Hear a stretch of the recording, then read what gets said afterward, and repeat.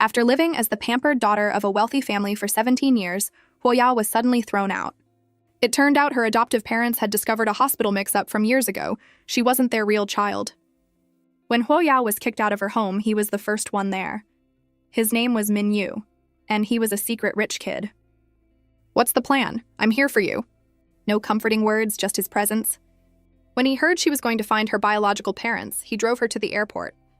Haoyao thought they'd never see each other again, given how far apart they lived. Never see each other again? Huh.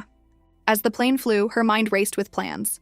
A year prior, Huoyao had been transported into this body. Her biological family was from humble beginnings. Not only were they broke and powerless, but they also had 4 slacker sons. She planned to use the special skill from her past life, pharmaceutical mastery, to help them escape poverty. Just as she got off the plane, her phone rang with an unknown number. When she answered, a clear voice on the other end said her name. "Yao Yao, I'm waiting for you at the arrival gate. It's your big brother, Huo Yangxi." Huoya was a little surprised. This feeling of being constantly cared for was nice. She hurried to the exit only to find it mobbed by celebrity fans. But even in the crowd, she recognized her brother at a glance. Perhaps it was the bond of blood. Her brother wasn't just handsome. He was dressed in a high-end custom suit that gave him an extraordinary air. He looked nothing like a freeloader from a poor family. He, in turn, was shocked when he saw his sister. The photo he'd seen showed a country girl, but the young woman before him was a graceful, stunning beauty. The domineering CEO was, for a moment, at a loss for words. "Sorry, big brother. I got held up by fans at the airport." This was Lu Xia, the real daughter of the Lu family.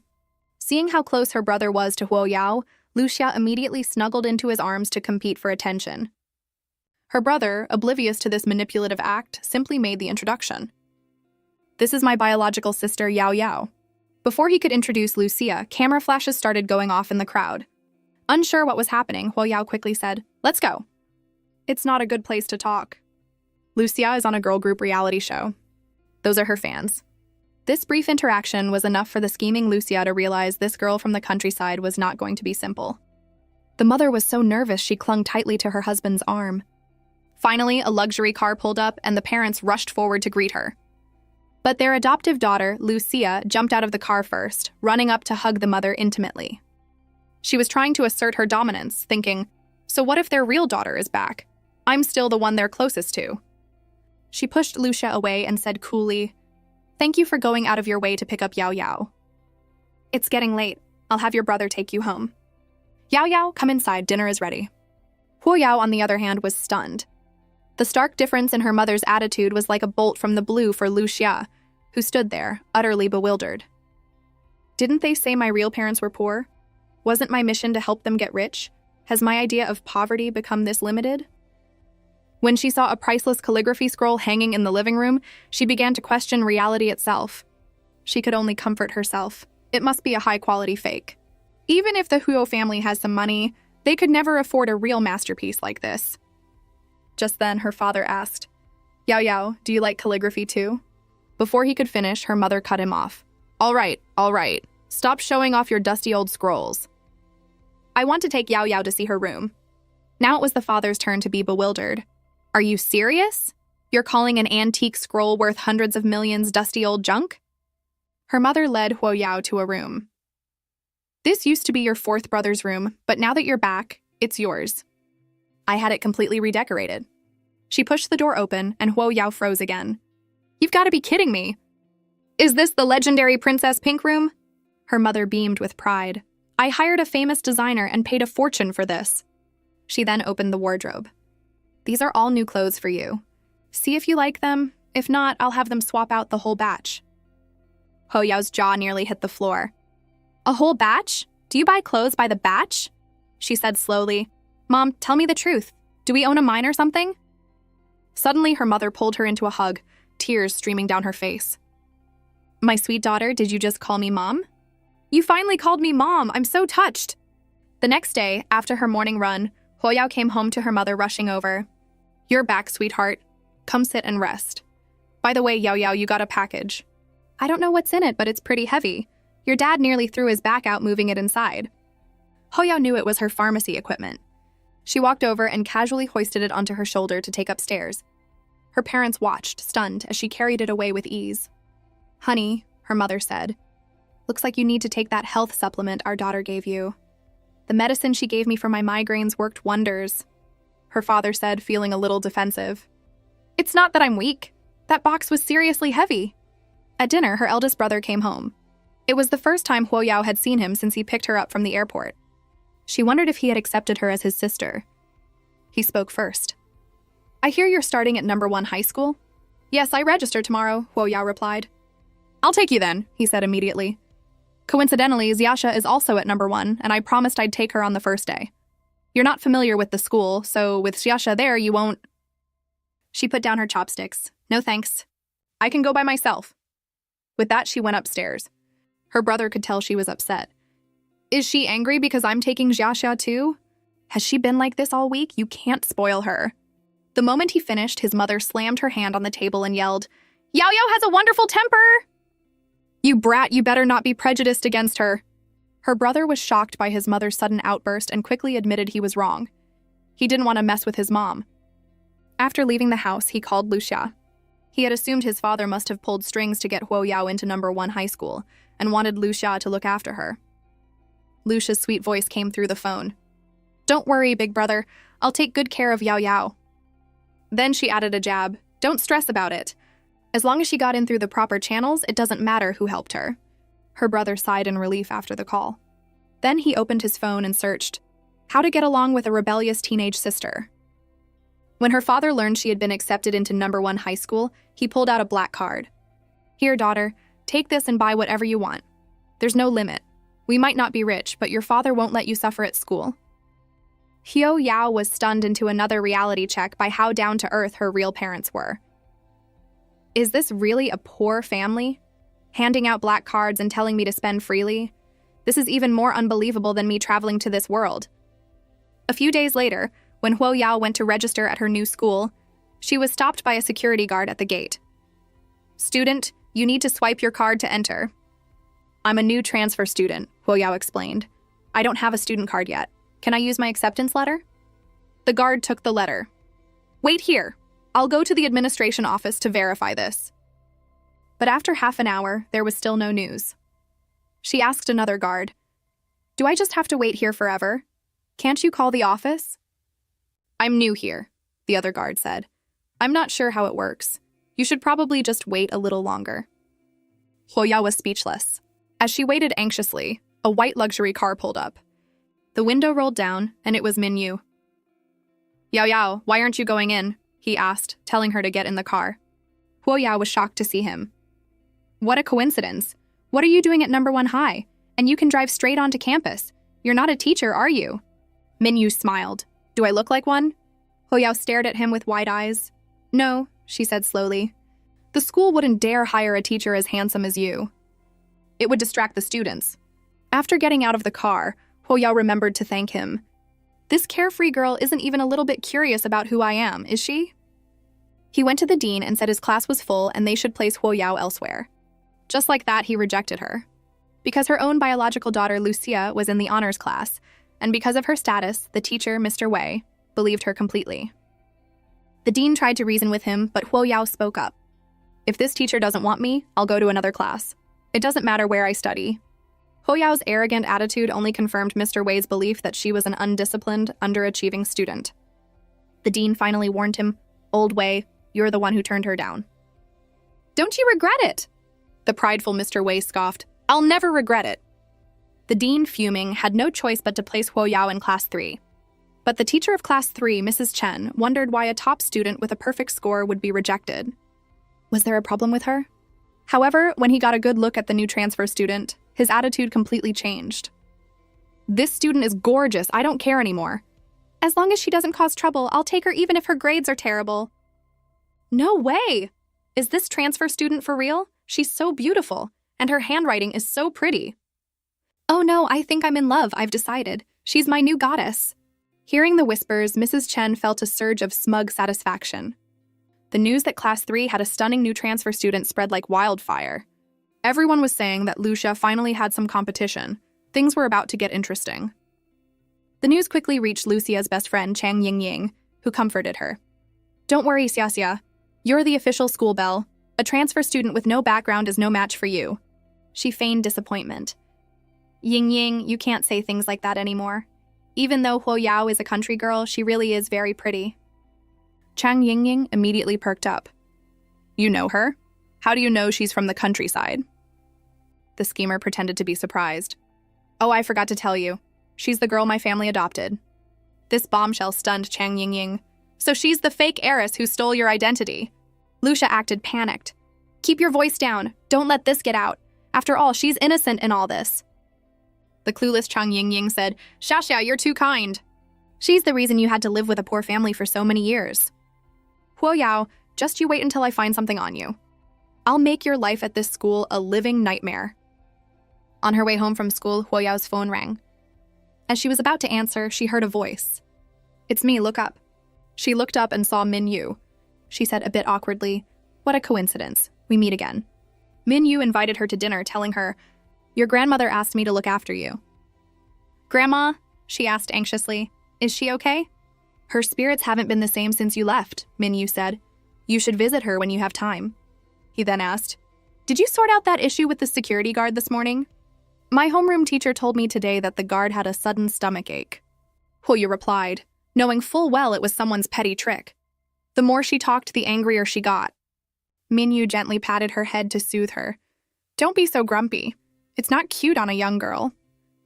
Huo Yao snapped, pushing his hand away. Get lost! She fumed. Min Yu just burst out laughing. She was just too cute when she was angry. Huo Yao had been called over by her grandmother. They hadn't seen each other in a while and missed each other dearly. As her grandmother cooked her favorite foods, Huo Yao chatted with her. I've missed your cooking so much, I'm going to eat 2 extra bowls today. Huo Yao thought to herself, Grandma's condition is worse than when I left. This must have something to do with the Liu family. Just then, the doorbell rang frantically. When she saw who it was, Huo Yao was surprised. It was her adoptive mother and her family. Seeing Huo Yao, the woman sneered, What are you doing here? In the living room, Lucia whined, Grandma, Mom bought you a set of jade jewelry. But her grandmother's attention was on Huo Yao. Seeing her being ignored, she felt a pang of guilt. If I had known they were coming, I wouldn't have asked Yao Yao over. Her adoptive mother pressed on. Why don't you try it on and see if you like it? I'm an old woman, her grandmother said calmly. I don't like wearing these things. She then smiled at Huo Yao. Yao Yao, why don't you take a look? If you like it, you can take it home for your mother. Her adoptive mother shot up, screaming, Mom, are you crazy? Do you have any idea how much this jade is worth? Seeing her daughter's reaction, her grandmother said innocently, Didn't you give it to me? It's my decision how I want to deal with it. Unable to argue with her own mother, she turned her anger on Huo Yao. You little brat. This was your plan all along, wasn't it? Taking advantage of an old woman's kindness to swindle money out of her. She continued smugly, If you want money, you can ask me directly. You don't have to pester an old woman. Huo Yao just found her pitiful. She seemed to be losing her mind more and more often. Seeing Huo Yao remain silent, the woman pressed on. Name your price. How much to leave my mother alone? 100,000? 200,000? Let's make it 300,000. That should be enough for your family to live on for a few years. At that, Huo Yao burst out laughing. Her adoptive mother was baffled. What are you laughing at?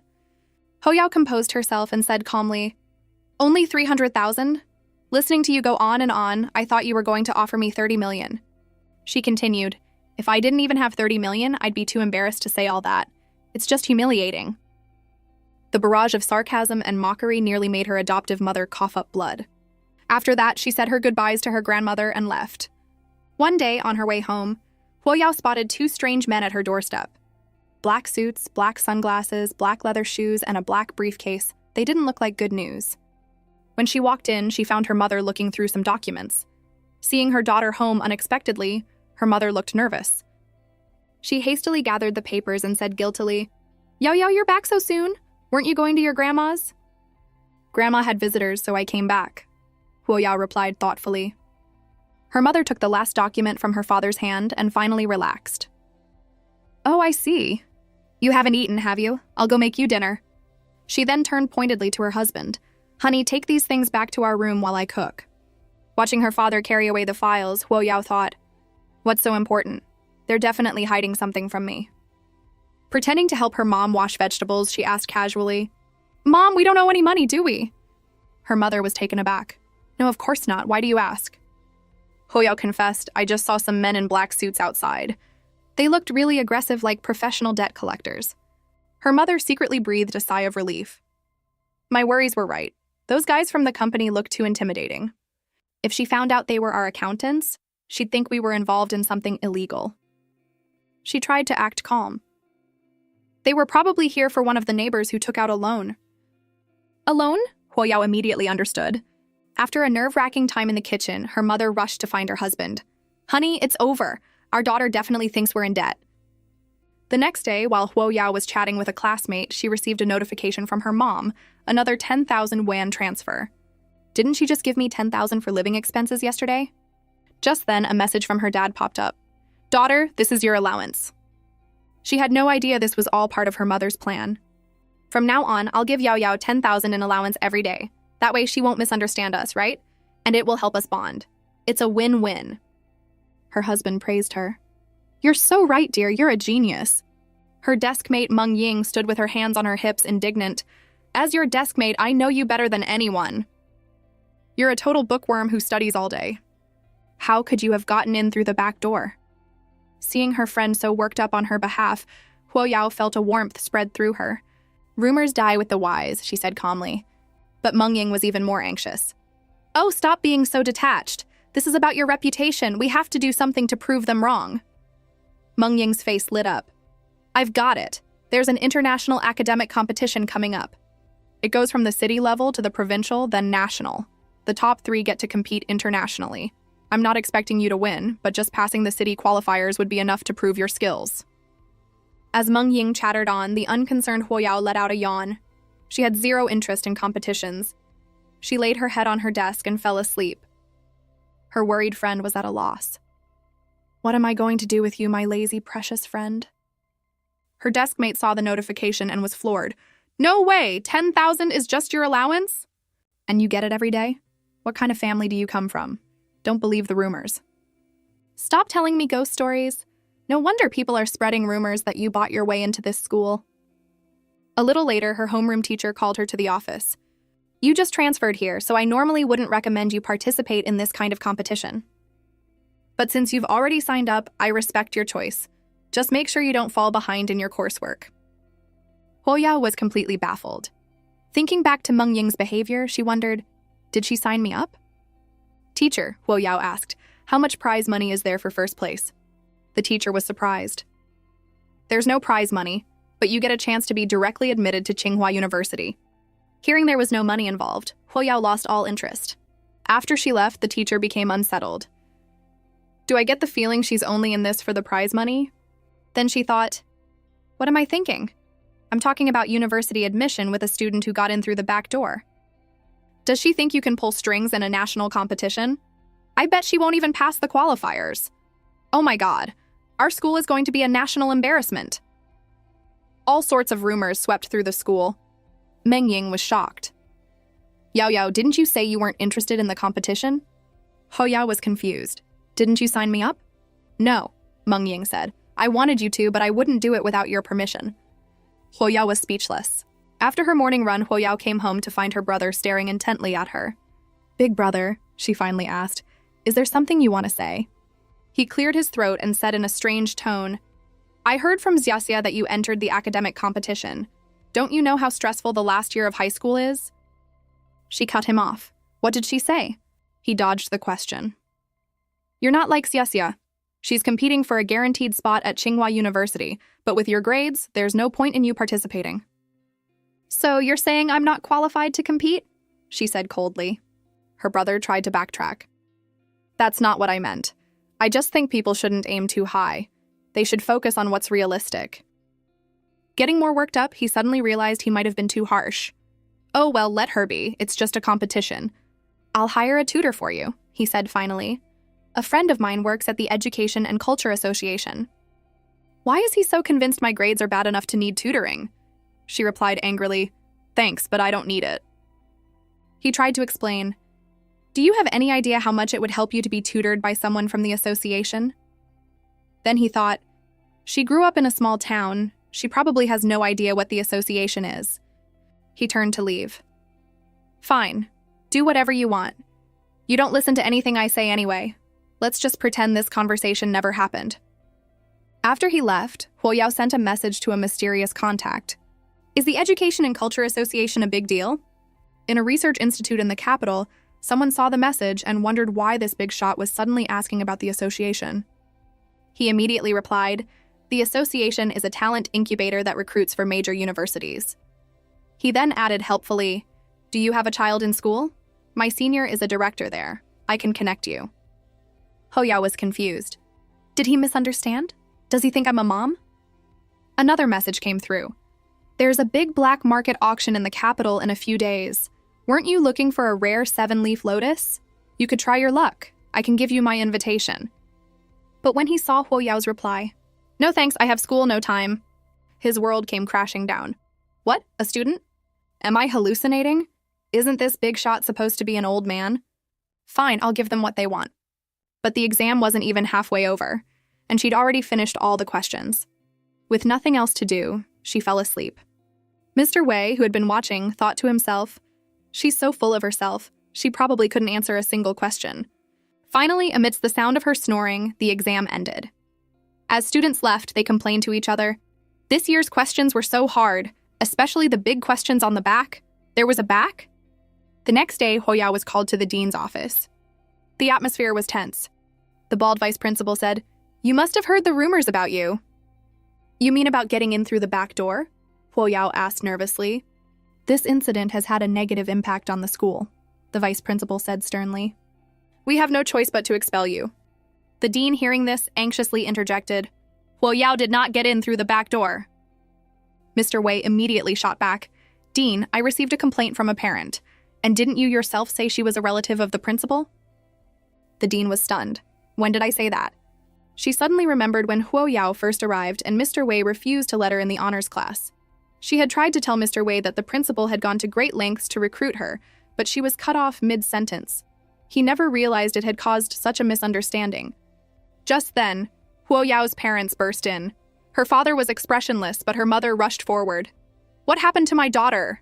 She looked Huoyao up and down, asking nervously, "Yao Yao, are you hurt?" "I'm fine," Huoyao replied warmly. The principal was a bit bewildered by the scene. "We've asked you here to take your child home. Our school will not tolerate students who get in through the back door." Her mother flared up. "Sir, you look like a smart man, but you're talking nonsense. What do you mean, back door?" Her father then spoke up firmly. "Sir, you seem to be in a position of authority, so you should have evidence to back up your claims. Otherwise, I have no problem notifying the media that your school is slandering and bullying students." They were so angry because they imagined their vulnerable daughter facing these teachers alone, feeling scared and helpless. They just wanted to stand up for her, regardless of who they were dealing with. The dean quickly tried to smooth things over. "It's a misunderstanding, all a misunderstanding. The principal did specially recruit Huoyao." But Mr. Wei wouldn't give up. "Dean, are you still trying to make excuses for the principal? If Huoyao really got in with a perfect score, why did she give up and sleep through yesterday's exam?" At this point, the dean felt like a herd of wild horses was stampeding through his mind. "Is this guy stubborn or just an idiot?" she said angrily. "Old Wei, just because you saw her sleeping, you assume her grades are bad?" The exam was so difficult that even our top student, Yi Lianfan, couldn't have finished it that quickly, Mr. Wei retorted confidently. "Let alone a transfer student from a small town." Huoyao calmly interjected, "The results should be available now. Stop arguing and let the facts speak for themselves." Right, I'll check right now," the dean said excitedly. When the results appeared on the screen, the entire room fell silent. A perfect score, blowing every other contestant out of the water. It was the first time the siblings had met in 17 years. "I came in a hurry and didn't have time to prepare a gift. I don't know what you like, so take this and buy yourself something. If it's not enough, ask me for more. The daily limit is 200,000. I'll transfer more tomorrow." Huoyao was left speechless by her brother's generosity. "Is this a Huo family trait? Just throwing money at people? I never thought my eccentric fourth son would be so good to Yao Yao." She hurried them to the dinner table. "When you're working out of town, you have to eat on time and take care of yourself," she reminded him. Ho Xing, with his back to her, quietly agreed.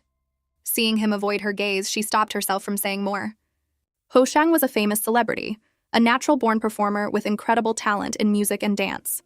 but an accident had caused nerve damage, leaving him unable to sing and dance on stage. After that, he fell into a state of self-pity, feeling like he was useless. He suffered in silence, and gradually he became afraid to go home and face his parents. Fortunately, his manager, Tong Yu, was always there to encourage him. Medicine is so advanced now, someone will be able to cure you. But Huo Shang knew his condition all too well and saw no hope. When he learned that the sister he hadn't seen in 17 years was back, he forced himself to go home, enduring the pain and trying his best to act like nothing was wrong. That night, his mother told his father, "I have a strange feeling about our fourth son. Do you think he's hiding something from me?" "If you're worried," his father comforted her, "you can call his manager tomorrow and ask." "Okay," she replied. "Otherwise, I just can't shake this feeling." Meanwhile, Huo Yao wasn't asleep either. She also sensed that something was off with her fourth brother. He was clearly no ordinary person, yet she had never heard anything about him. She went online to search for him, but there wasn't a single piece of news. That's not right. As a top-tier computer expert, she contacted a prophet in the online world. "Please look someone up for me." She got a sudden call from Min Yu. "Huo Yao, something's happened!" "Your grandmother had a heart attack. Luckily, we got her to the hospital in time and she's out of danger." The doctor lectured Huo Yao. "Don't you youngsters know that an old woman with a heart condition can't handle stress?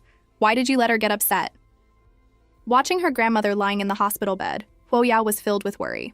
Even though she wasn't her biological grandmother, she was the kindest person in the world to her. It wasn't until the next day that her adoptive family showed up. Seeing them, her grandmother said with difficulty, "I'm fine now, you should all go home." She was worried they would start a fight with Huo Yao. Lucia said with false sincerity, "Grandma, the nurses here can't take care of you as well as family can." Her grandmother became even more anxious. "It's fine. I have Yao Yao." She stopped herself just in time, but her daughter had already heard. "Are you hoping that little tramp Huo Yao will come again?"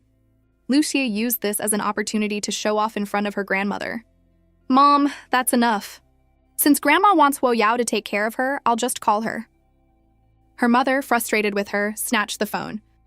"What are you calling her for? You canceled an important company event to come see your grandmother. Are you an idiot calling that girl now?" Just then, Huo Yao walked in. She clapped as she walked, a smile on her face. "Putting on a show so early in the morning? Is this a family drama?" Seeing Huo Yao, her adoptive mother said with disgust, "Why is it you again?"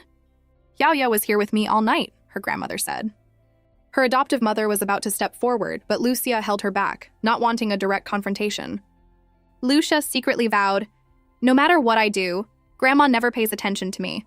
It's all because of you. Huo Yao, I will make you pay."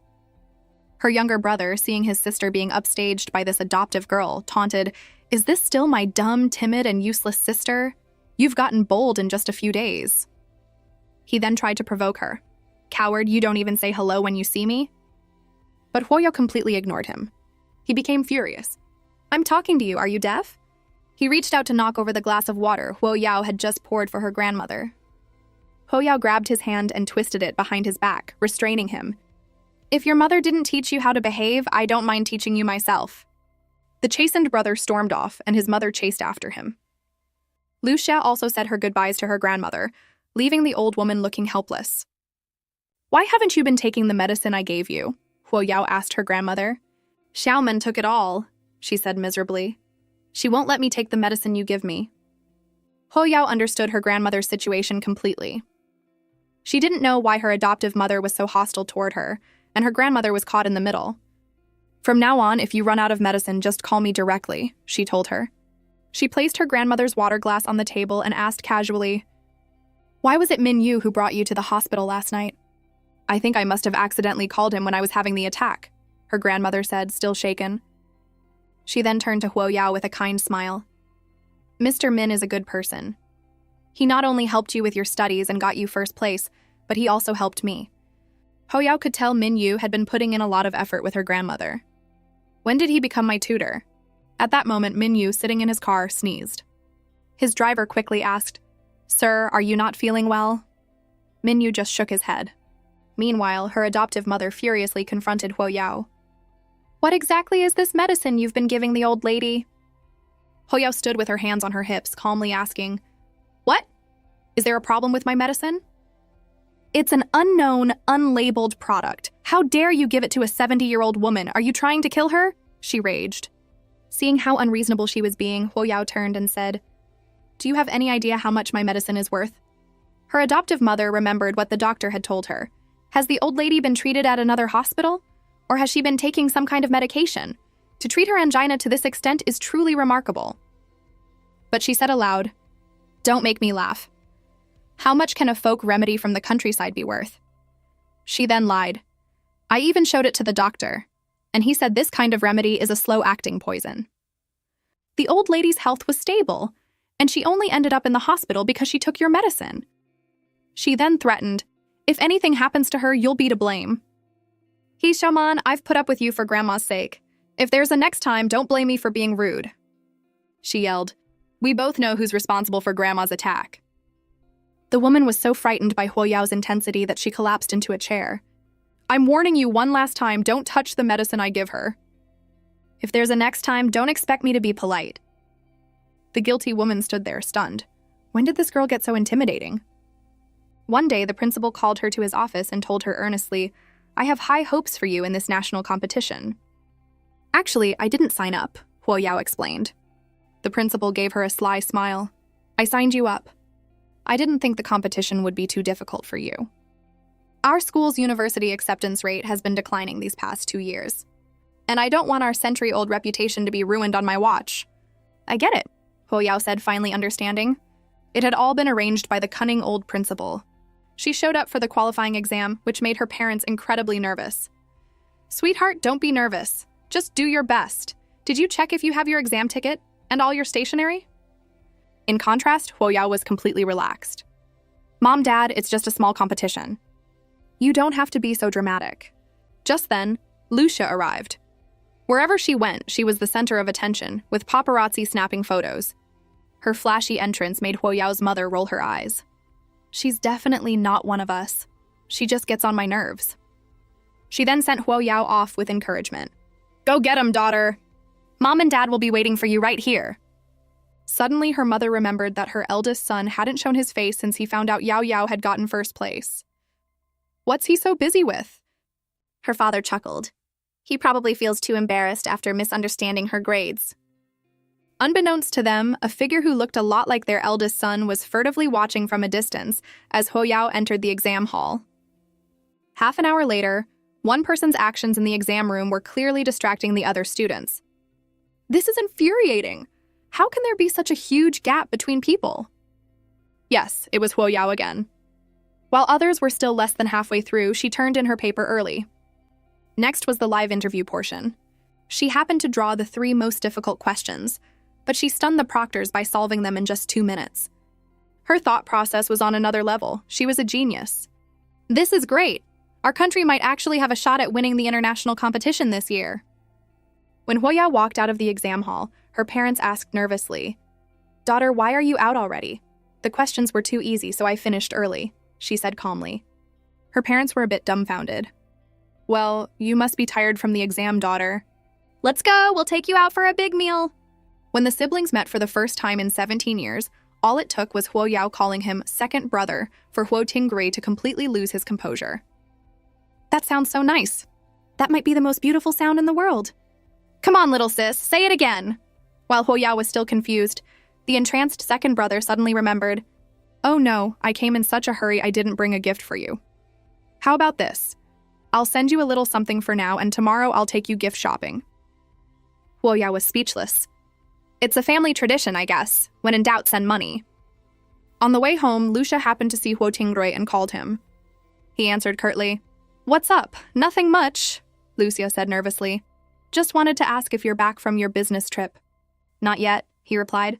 "Lots of cases at work. It might be a while." Lucia was incredibly disappointed. "Oh, really? Well, let me know when you're back. I'll pick you up from the airport." "Sure," he said flatly. "I have to go. Talk later." Hanging up, Lucia was crushed. He's clearly back. Why did he lie to me? He got home wanting to chat with Huoyao, but he kept feeling dizzy. Huoyao noticed him constantly rubbing his head and asked with concern, "Second brother, are you not feeling well?" Huo Tinggui took off his glasses. "It's nothing, just an occupational hazard." It happens when I overwork my brain. Hoya went upstairs and came back with a bottle of pills. These are for boosting your energy and vitality. They're guaranteed to work. Her brother took the bottle, and just the smell of the herbs made him feel better. He eagerly took one. After taking the pill, he felt like a new man.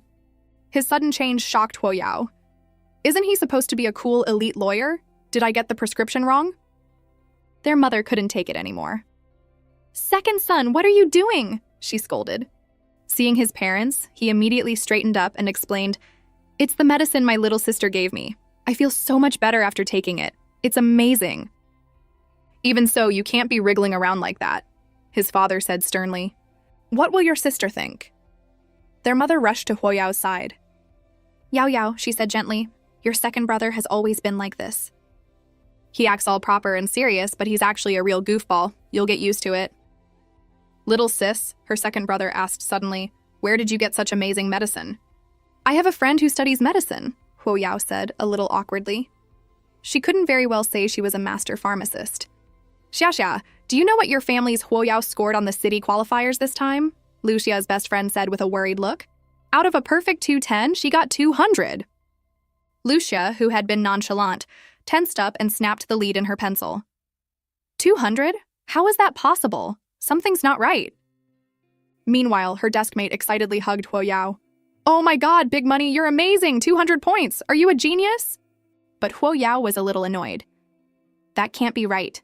I'm sure I got all the questions correct." Her deskmate didn't know what to say. As Huoyao was wondering what went wrong, the school's PA system crackled to life. "Huoyao, please report to the principal's office immediately."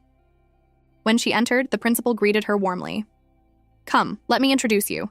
These two are members of the Education and Culture Association. This is the City Association's Secretary General, Tian Ye, and this is an honorary member of the main association, Zhao Lian." "Hello," Huoyao said politely, though she was thinking, "What does the association have to do with me?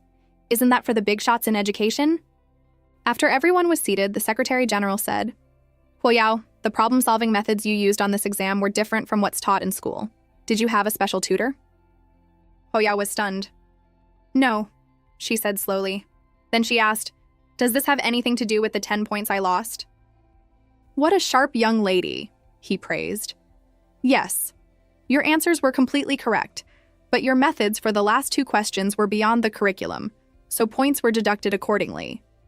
Huoyao almost fainted when she heard the truth. Is there any justice in this world? I lose points for knowing too much? Honorary member Old Zhao comforted her. The international competition doesn't care about the curriculum. Do you have the confidence for that? The Secretary General was surprised. He couldn't believe this esteemed member was placing such high hopes on a newcomer. He was a biology professor at Tsinghua University and had a vast network of resources in the capital. "Old Zhao," she asked excitedly, "are there a lot of experts in the international competition? And will there be a lot of interesting questions?" Seeing her innocent enthusiasm, Old Zhao smiled with satisfaction. Of course. Huoyao felt like she had finally found a place where she could truly shine. She felt like she could take on the world again. But the happiest person in the room was the principal. It looked like this year's international competition was going to be exciting. If she won a major award, the school's reputation would soar.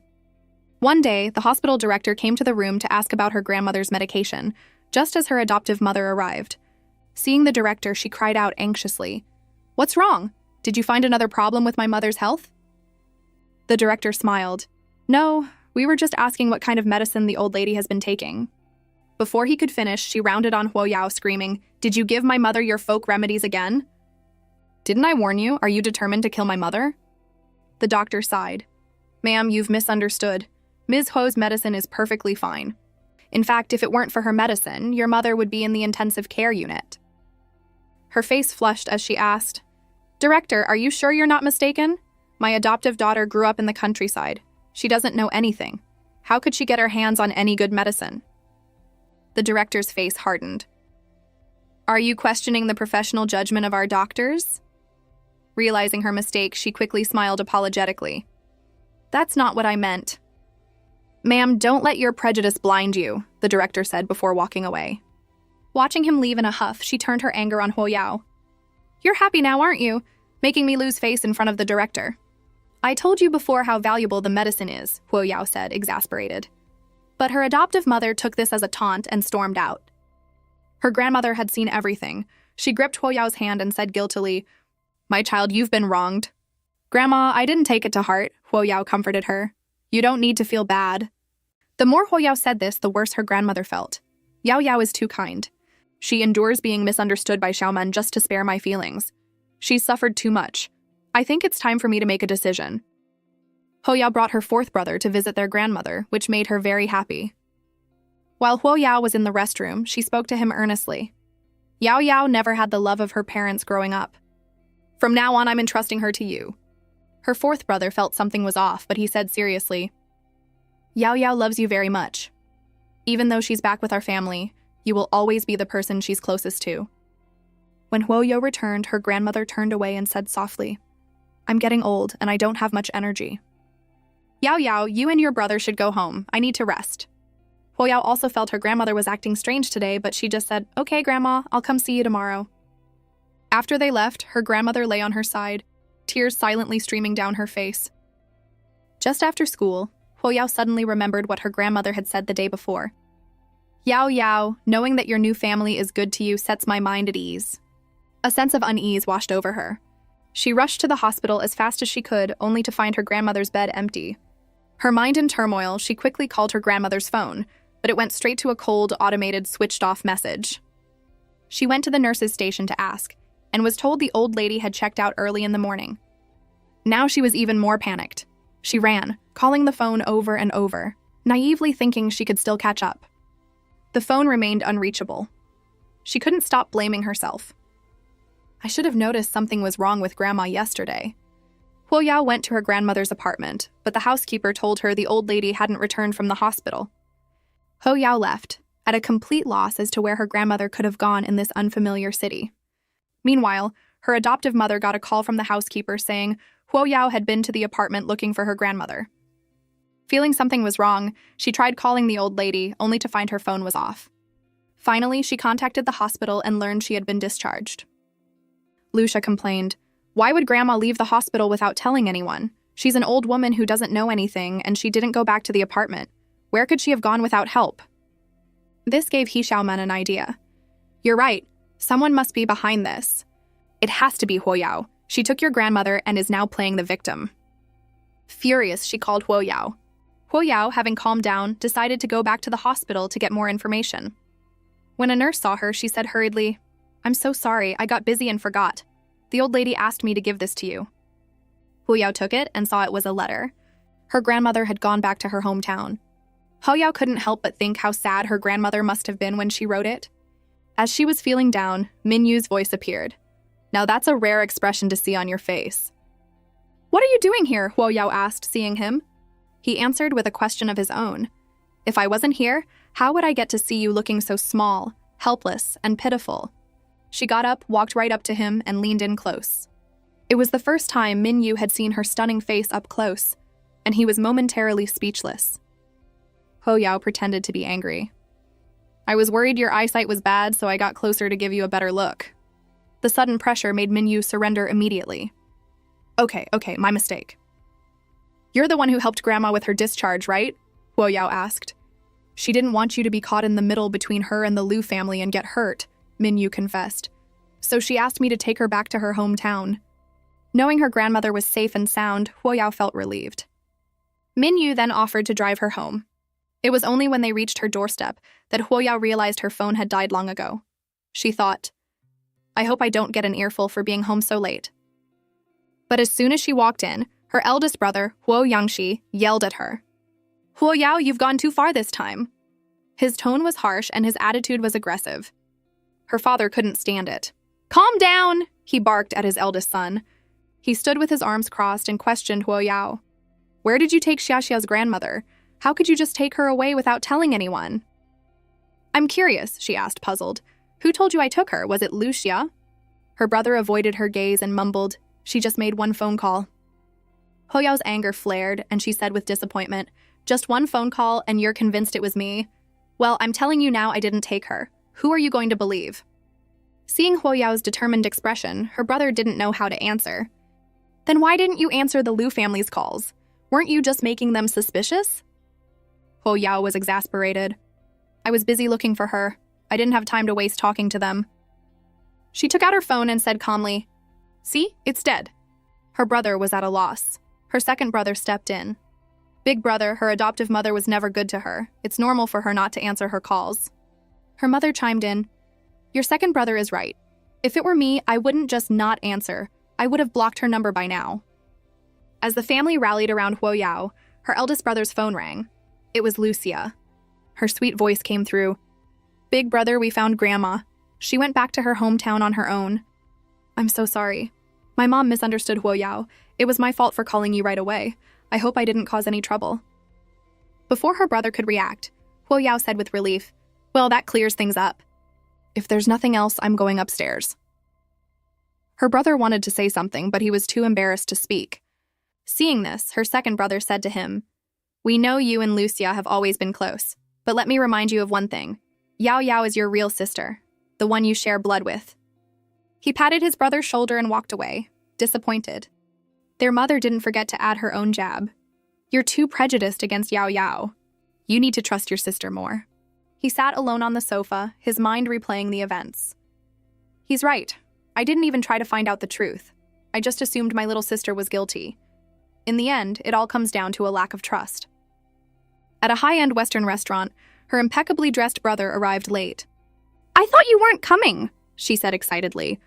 He didn't say anything. He just pulled out a chair, sat down, and looked at the menu. "Sorry, a client at the office held me up," he said, his face blank. "Big brother," she said sweetly. "Are you still mad at me about Grandma?" "It's my fault for being so anxious. I was just worried about her. I went to apologize to Yao Yao today, but it seemed like she didn't want to see me." He thought, if it were my little sister, she probably wouldn't even bother to defend herself. He said casually, "It's in the past. Yao Yao won't hold it against you. Let's just order." After dinner, he still politely drove her home. But he didn't leave right away. He leaned against the car, once again wrestling with his thoughts. "I always thought a brother should protect his sister. I never imagined I would doubt Xiaxia. But is the Xiaxia of today still that innocent, kind-hearted girl?" Lu Ha returned home satisfied. But as soon as she walked in, her brother mocked her. Well, look who's back from her date." "Don't be ridiculous! That was the Huo family's big brother," Lucia said angrily. Her troublemaking brother continued. "That's strange. When you first came back to this family, you looked down on the Huos. Why are you treating them like treasure now? Are you some kind of master of disguise?" Lucia was so angry she couldn't speak, but she didn't dare do anything. Her parents doted on this little rascal. Her father calmly interjected, "That's enough, both of you. It's good to be grateful, but you should still keep your distance from some people so you don't lower your own status." Lucia could only reluctantly agree. Huo Yao got first place in the entire school, but it only made her language teacher furious. She pointed at her score and with a calm rage roared, "Huo Yao, give me a perfect explanation. Why did you get a perfect score in every other subject but only a 92 in language? The max score is 150. This isn't just a weak subject, you're doing this just to spite me. Now I'm the talk of the school. You have two choices, either bring up your grade or you're coming to my house for tutoring." Huo Yao sighed, embarrassed, but couldn't explain. She just found language class really hard. Just after leaving school after her scolding, she was cornered by Lu Ziming. He had brought 3 friends with him. Just then, Lucia and her best friend happened to be walking by. Seeing Huo Yao surrounded by students from another school, her friend gloated, "She just transferred and she's already in trouble with outsiders." "It's what she deserves." Lucia recognized her brother among them, but she said coolly, "I don't know, Huo Yao. Let's go, it's none of our business." As the 4 boys were acting tough, Huo Yao, who was already in a bad mood, snapped. She grabbed Lu Ziming by the ear and began to lecture him. "You're so young and you're already causing trouble. If your parents won't teach you, I will." Lu Ziming yelped in pain and called for his friends to help. But Huo Yao just clenched her fist and gave them a look that made all 3 of them back down instantly. She then laid into Lu Ziming. "So you like to skip class, and corner other students, and bully the weak. How does it feel to be beaten so badly you can't even fight back? Are you happy now?" The thoroughly lectured Lu Ziming quickly begged for mercy. A little later, Lucia saw the dejected group walking down the road and had her driver call her brother over to the car. What were you doing at number 1 high? She asked, feigning surprise. You saw me? Lu Ziming said, shocked. I'm warning you, don't you dare say a word about what happened today or I'll make you regret it. Lu Ziming, Lucia said dismissively. You're 15 years old. Can't you act a little more mature? Hearing her lecture him, he scoffed. Someone who has to cheat to get a good score on a competition is talking to me about maturity? Lucia tensed and clutched her file folder. Seeing this, Lu Ziming added, I almost forgot. You've already got the answers, haven't you? At that moment, the troublemaker Lu Ziming had an idea. Instead of letting this annoying girl cheat with the answers, I might as well... Huoya walked into an herb shop and asked politely, Excuse me, do you have any old stock Peacock Nation sandalwood? The shopkeeper, wearing reading glasses, bent over and replied courteously, Yes, we do. Please wait a moment. He then brought out the herb, holding it carefully in both hands. Old stock sandalwood is hard to come by. This is all the classic new stock sandalwood I could get. Huoya took it and examined it closely. The shopkeeper quickly explained with a smile. Don't be fooled by the names. The medicinal effects are the same. Huoya's lips curved into a smile. The so-called new stock is grown outside of the Peacock Nation, she said seriously. Sir, you're passing off sandalwood from other regions as old stock Peacock Nation sandalwood. The price difference is dozens of times higher. I'm going to report you to the Consumer Protection Agency. The owner immediately started backpedaling with a laugh. No, I was just joking with you. This is what you're looking for. This time, Huoya reluctantly accepted. The shopkeeper was sweating, thinking, this young girl is an expert.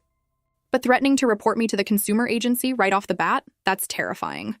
He quickly waved her out of the shop. She had searched the entire market, but she was still missing several herbs. She pinned all her hopes on the last shop, the Imperial Apothecary. She knocked on the door, but the apprentice who answered tried to turn her away. Sorry, we're closing up. Do you have 100-year-old turtle shell, 5-flavor spirit, white frankincense, or dragon bone stone? Huoya asked directly. Hearing the names of these herbs, the apprentice knew this was a serious customer.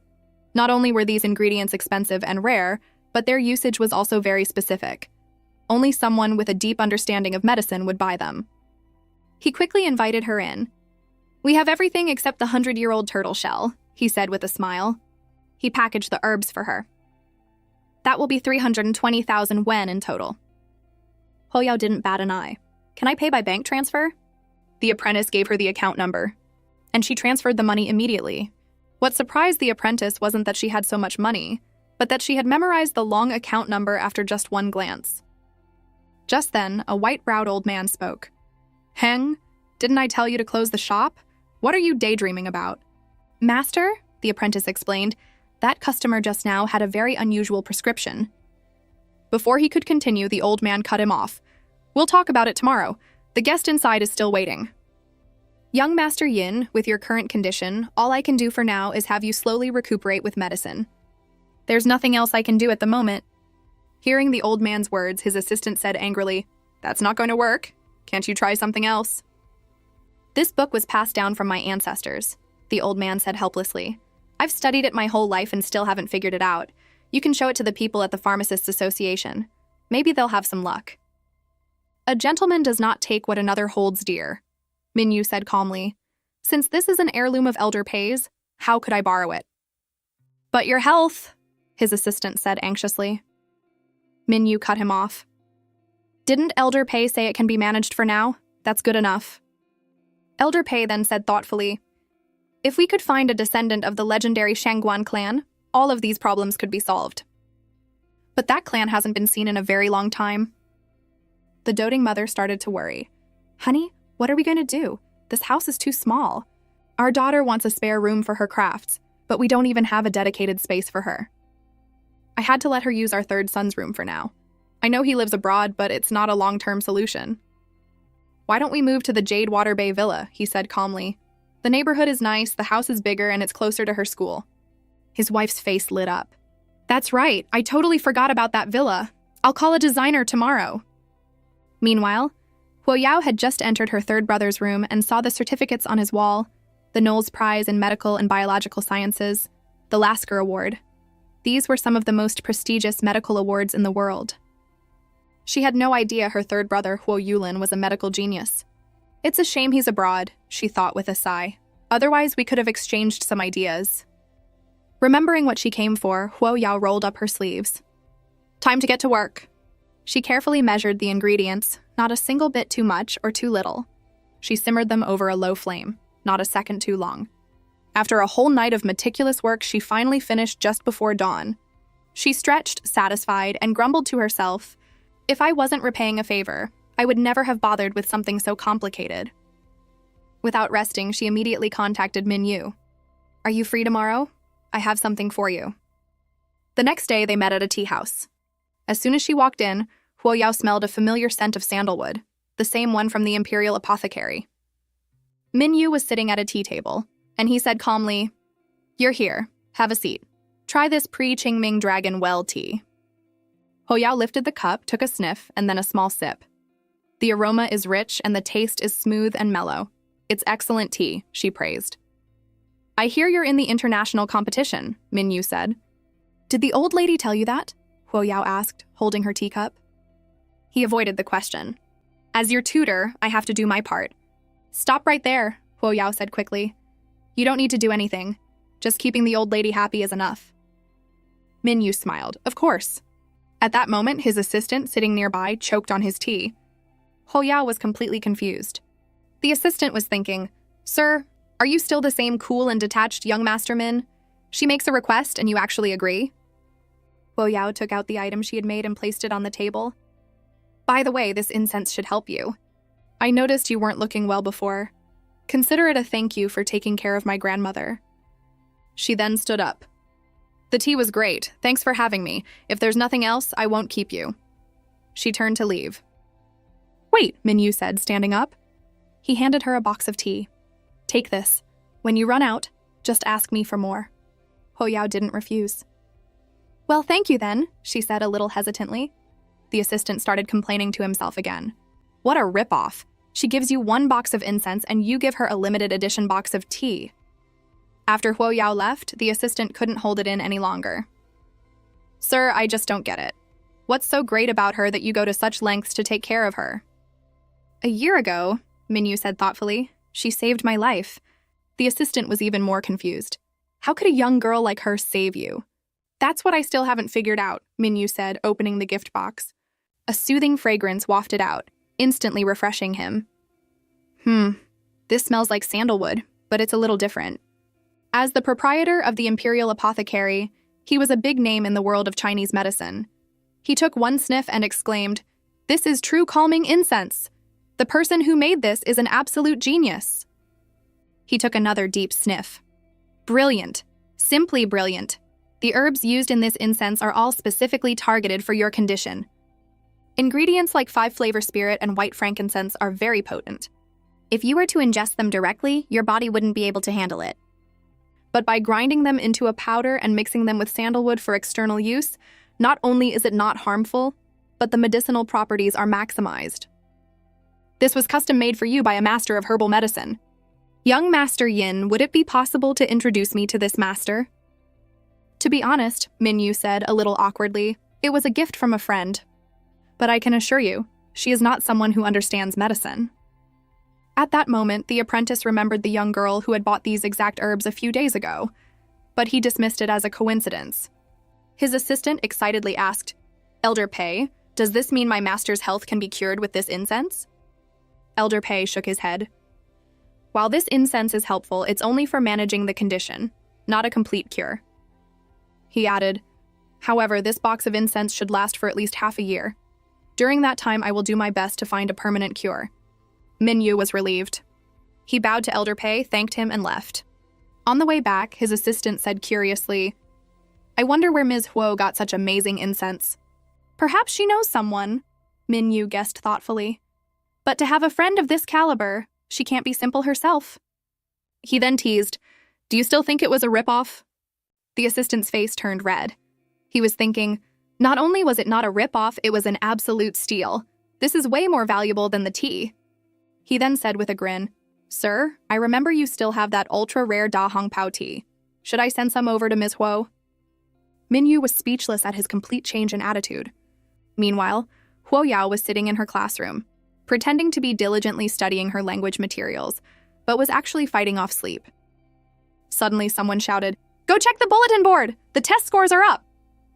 A crowd quickly formed around the board. To no one's surprise, Huoyao was first in the entire school. Students started whispering, "I can't believe even Yi Lianfan, who's been #1 for years, was beaten by this transfer student. I heard she failed her language exam. Does that mean she got perfect scores in every other subject? That's insane." In the crowd, Lucia looked like she had lost her sparkle. "Huoyao again," she muttered to herself. Why has everything changed since she came? She made a silent vow. "I may have lost the monthly exam, but I will win the national academic competition." Seeing the uninvited Lucia, her big brother said flatly, "What are you doing here today? Don't you have class this afternoon?" Lucia slowly took off her sunglasses and said with a delicate weakness, "The last period was a study hall, so I took it off. I was going to ask second brother out to dinner, but he didn't answer his phone. I wonder if he's busy." She then changed the subject. "We haven't gotten together in a while. Why don't you call him, big brother?" Her brother remembered how he had misunderstood Huoyao because of her words. His second brother's warning echoed in his mind. "Yao Yao is your real sister." He said, "He seems to be busy lately. Let's just wait and do it some other time." Hearing his reply, Lucia's grip on her water glass tightened. "Okay, I guess so," she said with disappointment. Then, with an innocent look, she added, "I'm just a little worried. After what happened, Yao Yao won't even talk to me. And when I called second brother today, he didn't answer. I'm afraid he might have misunderstood me." "You're overthinking it," her brother said sternly. "Tingrui isn't someone who's easily swayed by gossip, and Yao Yao isn't the type to spread rumors." Lucia relaxed a little, but then he said, "Make yourself at home, I have to get back to work." He then turned and left.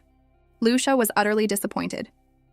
"Why does it feel like everything is spinning out of my control? This feels awful." Meanwhile, his assistant told Huo Tingrui that he had a private call during the court hearing. He saw that it was from Lucia and was wondering what she wanted when his big brother, Huo Yangxi, called. "Hey, what's up? I just finished in court and saw I missed a call from Lucia. I was about to call her back when you called." "Tingrui?" his big brother asked strangely. "Has Yao Yao ever mentioned Xiaxia to you?" "No, why?" Huo Tingrui replied. "It's nothing," Huo Yangxi explained. "Xiaxia came by to see me earlier. She wanted to ask you out to dinner, but I was busy, so she left." "Okay, well, get back to your work then." After hanging up, he was completely confused. What was that call all about? On the other end, Huo Yangxi felt a sense of relief. He had been a little worried by what Lucia had said, but it seemed he had been overthinking it. He was right to trust his second brother and Huoyao. While Min Yu was contacting Huoyao to confirm if it was the right one, his assistant had already placed the order. Just then, a message from Huoyao came through. "It's not!" Min Yu's face fell. He looked at his assistant. "You placed the order, didn't you?" "Of course," the assistant said proudly. "The boss needs it, so I took care of it." Min Yu didn't even want to talk to him. "Have someone send that box of Dahong Pao tea from the old man's collection. I need it the day after tomorrow." The assistant was shocked. "You have several collector's editions of your own. Why are you going after the old master's prized tea? He's been saving that for decades. If he finds out, he'll flip." "Then he won't find out," Min Yu said firmly. "If he's been saving it for decades, a few more decades won't hurt." The assistant's jaw dropped. "Sir, you're on another level." "I'll arrange for it right away." Min Yu just grunted in acknowledgement, but his assistant couldn't shake the feeling that something was off. Meanwhile, Huoyao called her second brother to invite him home for dinner, but he told her he had to go on an urgent business trip for a few days. She could tell from his tone that something was wrong. "Did something happen?" she asked with concern. "It's nothing, little sis, don't worry," he reassured her. But he was rushing to the airport. His third brother's assistant was waiting for him at the arrival gate. "Sorry to make you come all this way," he said politely. "It's fine," Huo Tingrui said anxiously. "How is Huo Xiang now?" The assistant's face fell. "He's not doing well," he stammered, his hands gripping the railing. He then took him to a manor where his third brother, Huo Yulin, who lived abroad, was waiting to greet him. "Second brother, I'm sorry," he said a little awkwardly. "I was busy and couldn't pick you up myself." His second brother rushed forward and hugged the brother he hadn't seen in so long. "I'm so happy to see you're doing well." Knowing this, his second brother got straight to the point. Is there really no way for Huo Xiang's injury to heal? When it came to medical matters, Huo Yulin's confidence returned. "It can definitely heal, But he won't be able to do any strenuous activities anymore. He has to leave the stage. The problem is he's not cooperating. I see, Wo Tingray said thoughtfully. I'll go talk to him. After being treated coldly by the Huo brothers, Lucia came home in a bad mood. What's wrong? Her mother asked. You look like you've seen a ghost. Did someone bully you at the company? Lucia buried her face in a pillow and mumbled, No. Then did something happen at school? Her mother pressed. Her tone turned angry. Was it that Huo Yao girl? Lucia's eyes welled up with tears. Mom, please don't ask, she choked out. Her mother understood immediately. She slammed her water glass on the table and said through gritted teeth, That country girl is a jinx. Not only did she drive your grandmother back to her hometown, but now she's tormenting you at school. She grabbed her phone. I'm going to call the Huo family right now and ask them how they raised their daughter. Seeing her mother was serious, the guilty Lucie quickly stopped her. Mom, it's really nothing. You shouldn't get upset over someone so insignificant. She snatched the phone from her mother's hand. You're just too kind, her mother fumed. You won't even speak up when you're being bullied. But Lucia knew the truth. She had been the one causing all the trouble. Seeing how insistent her daughter was and not wanting to upset her before her big competition the next day, her mother decided to find another way. The next day, the international competition began. Just as Huo Yao's parents were sending their daughter into the exam hall, a man in a suit stopped them. The madam would like to invite you for a coffee. Huo Yao's parents were confused. It's about Miss Huo Yao, the man added. When they got to the coffee shop, Lucia's mother was sitting with her arms crossed. She said arrogantly to the man, Old Zhang, go tell the manager not to let any other customers in here. Yes, madam, he said obediently. To Huo Yao's mother, this was just a pathetic display. She thought, I know so many rich women, and I've never seen anyone so tacky. Lucia's mother, seeing that Huo Yao's mother wasn't fazed by the high-end coffee shop or her little performance, thought to herself, she's from a poor family. Why is she pretending to be so sophisticated? She sat up straight and said coolly, Please have a seat. Order whatever you like. Let's not waste time, Huo Yao's mother said impatiently. Get to the point. Lucia's mother leisurely took a sip of her coffee. I want you to transfer Huo Yao to another school. I don't want anyone harassing my Xia at school. Her mother continued, Besides, your daughter's grades are bad. She can't keep up at number 1 high. It would be better for her to go to a school that's a better fit. It would be less damaging to her self-esteem. At this point, Huo Yao's mother felt a wave of secondhand embarrassment. What? The top student in the entire school has bad grades? This woman must be crazy.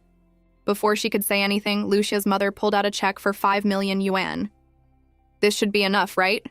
She said smugly. Just make sure your daughter stays away from our Lu family from now on.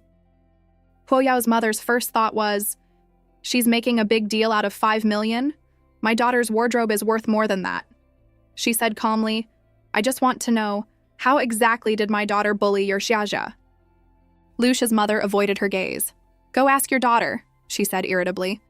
So you don't actually know, do you? Huo Yao's mother pressed. She picked up the check. I'm sorry, but our daughter is not transferring. She then tore the check to pieces. This little bit of money wouldn't even be enough for my daughter's toys. How embarrassing for you. She tossed the shredded pieces into the air. Honey, let's go home. In the world of the rich and famous, Min Yu perfectly embodied the art of borrowing from his dad. To thank Huo Yao for the calming incense, he had borrowed his father's prized, decades-old Da Hong Pao tea and given it to her. She, probably not knowing the value of the tea, accepted it and said shyly, Thanks, you're looking much better. Min Yu looked at the tea with a hint of longing. It's all thanks to your incense. At that moment, his clueless assistant chimed in. Miss Huo, you must know that shop owner really well, right? He gave me a huge discount when I placed the order. Huo Yao was completely confused. What shop owner? She asked, looking at Min Yu. Min Yu stared straight ahead and awkwardly scratched his head, thinking, This naive assistant is going to be the death of me. How could you possibly buy incense of this quality? I had to steal my father's tea to give her in return. Isn't it obvious? But the assistant, still oblivious, continued with a smile. The owner of the incense shop you told us about. Huo Yao immediately understood. She couldn't believe he had actually taken her seriously. So, how much did you buy? She asked. I bought out his entire stock, the assistant said proudly. The two people in the backseat exchanged an awkward glance, neither wanting to burst the assistant's bubble. Huo Yao just slowly said, Oh. Fortunately, Minyu cleared his throat to break the tension. Huoyao, what would you like for dinner tonight? My treat. Hearing this, Huoyao's mood brightened. As long as it's a big meal, I'm not picky. So Minyu took her to a private kitchen called the herbalist's table. As they walked through the spacious hall, he explained, "This restaurant specializes in medicinal cuisine. The clientele is quite exclusive, so they don't accept walk-ins." Hearing medicinal cuisine, Huoyao remarked, "There aren't many people who can make this kind of food anymore." Soon, a man in a traditional robe brought over a steamer basket. He took out the pastries inside and said politely to Minyu, "Young Master Min, when Old Yi heard you were coming, he insisted on personally cooking a new medicinal dish he's been developing. It will take some time, so please enjoy these appetizers first." Seeing the delicate pastries, Huoyao commented casually, "Almond crisp pastries. They're good for nourishing and moisturizing, perfect for this season." She picked one up and took a bite. It melted in her mouth, sweet but not cloying. It was delicious. The man in the robe was stunned. He couldn't believe this young girl recognized the almond crisp pastry. He pointed to another pastry and asked, "And do you know what this is called?" Huoyao picked one up, took a bite, and said confidently, "This is jade dew pastry." But she trailed off and dropped it back on the plate. "And it's a failure." But then Huoyao continued, "The kudzu root and trichosanthes root weren't roasted dry enough, which ruined the texture and medicinal effect of the pastry." Her professional-sounding words stunned the server. He thought, "She can taste such a subtle difference. She must be an expert." He tried to smooth things over. "Are you a student of medicinal cuisine?" "No," Huoyao said nonchalantly. "An elder in my family used to make it." Her simple answer made the server's heart skip a beat. A family that can make medicinal pastries must be extraordinary. He decided to clear the plate and, as he turned, bumped into Minyu's assistant. Seeing the pastries being taken away, the assistant grabbed one and popped it in his mouth. "Wow, these are delicious," he said, thoroughly enjoying it. The server gave him a strange look, not sure what to say. The assistant, however, suddenly felt like the server's glance was offensive, but he had no proof. He went into the private room and found Huoyao doing her homework. "Miss Huo, your handwriting is beautiful," he said politely. Seeing how quickly she was answering the questions, he chuckled to himself. "All underachievers are the same. I used to fill in answers randomly just as fast as she is." Suddenly, Huoyao put down her pen. She had smelled a unique aroma. Sure enough, the server carefully brought in a dish. Just from the smell, Huoyao knew it was made with many precious medicinal herbs. Seeing her eager expression, the server said proudly, "This is Old Yi's newly developed medicinal dish, snow lotus and golden turtle soup. It's good for strengthening the spleen, stimulating the appetite, and regulating QI deficiency." Huoyao couldn't wait to try it. Minyu just picked up his bowl and started drinking. "This soup is excellent," Huoyao praised. "The herbal flavor is perfectly balanced, and it's cooked just right. He truly is a master of medicinal cuisine." Just as the server was about to puff up with pride, Huoyao suddenly added, "But if you added a simple ingredient like white fungus, this soup would be even more perfect." The server's face fell immediately. He thought, "This is the result of months of Old Yi's hard work. What does a young girl like you know? I thought you knew what you were talking about, but it seems you're just here to find fault." Just as he was about to argue, Old Yi himself appeared. "You were saying your family?" he said calmly. Huoyao was surprised to see him. "White fungus is slightly cooling," she explained. "It would balance the warmth of the other herbs and the golden turtle." The art of combining medicinal ingredients is all about synergy. Even the most common ingredient can have its essence maximized if paired correctly. Old Yi kept repeating the word synergy to himself. The server, however, said, "You're just a young girl. What do you know about combining herbs? Old Yi has been studying this for years. You have no right to criticize him." "If an old, experienced doctor were saying this right now, would you think it made sense?" Huoyao said, annoyed. "Knowledge of medicine is about skill, not age." The server was speechless. "You're just twisting words." At that moment, Minyu slammed his bowl on the table. "So being young means you don't have the right to speak?" he said angrily. The server finally realized he had been rash. Offending this young girl was one thing, but he couldn't afford to offend young Master Min. He reluctantly bowed and apologized. Old Yi's hand holding the spoon tightened. "I've studied medicinal principles for 60 years, he said, frustrated. "Only to be trapped in the mindset that only dishes made with precious herbs can be called medicinal cuisine. How foolish of me. I've been so foolish." He then turned to Huoyao and bowed deeply. Young lady, thank you for your enlightening words. The server's jaw dropped. Huoyao was flattered and quickly tried to explain that it was just a casual remark, and she didn't deserve such a grand gesture. But in old Yi's eyes, she wasn't a child, she was a master in the field of medicinal principles.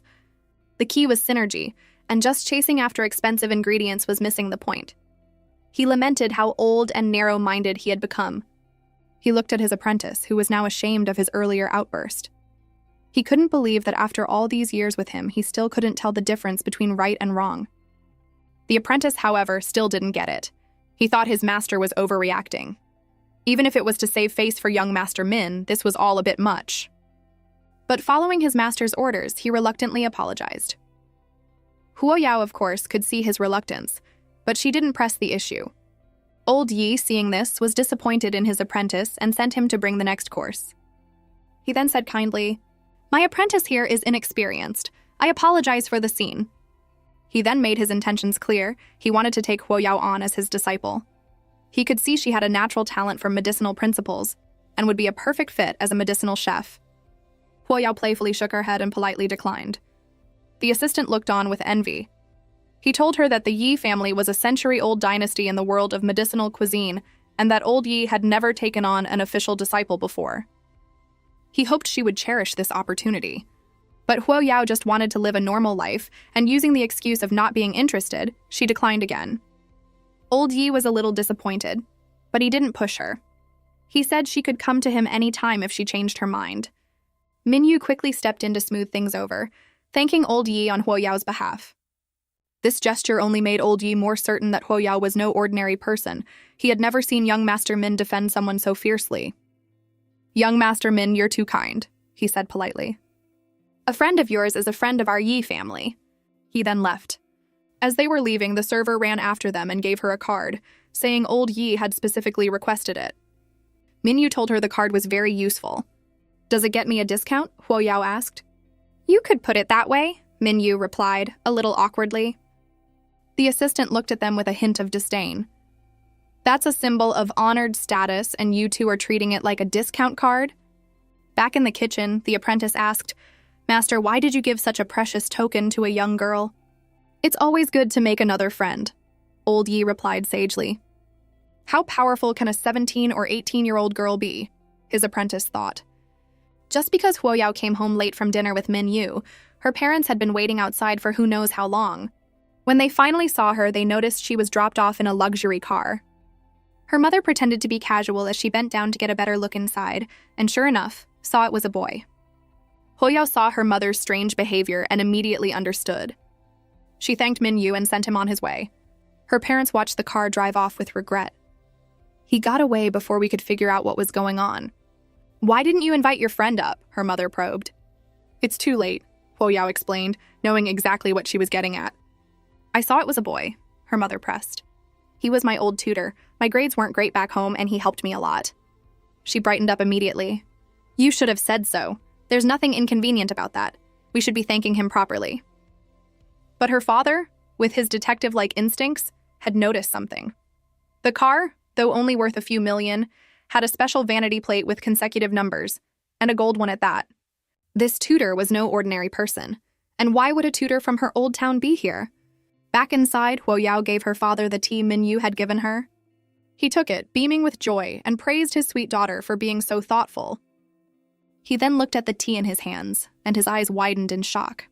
"No way! This is premium Da Hong Pao tea." Seeing her father's incredulous expression, Huoyao asked what was wrong. His smile froze. "Yao Yao, where did you buy this tea?"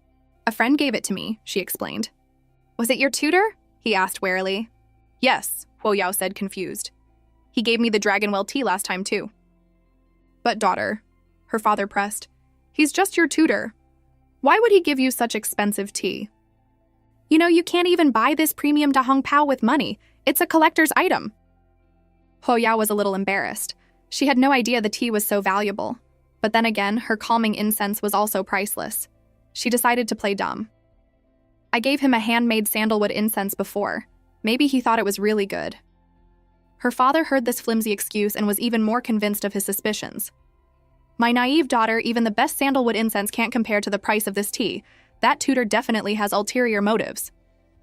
After just 2 days abroad, he demanded to see his sister the moment he got back. So Huoyao went to the airport to pick him up. When he saw her, he rushed over, excitedly patting her head, feeling bad that she had to wait for him. But Huoyao dodged him and greeted her fourth brother and his assistant behind him. The assistant was thrilled that Huoyao knew him name. Her fourth brother, though wearing a mask, couldn't hide his exhaustion. He was surprised his sister had come to the airport.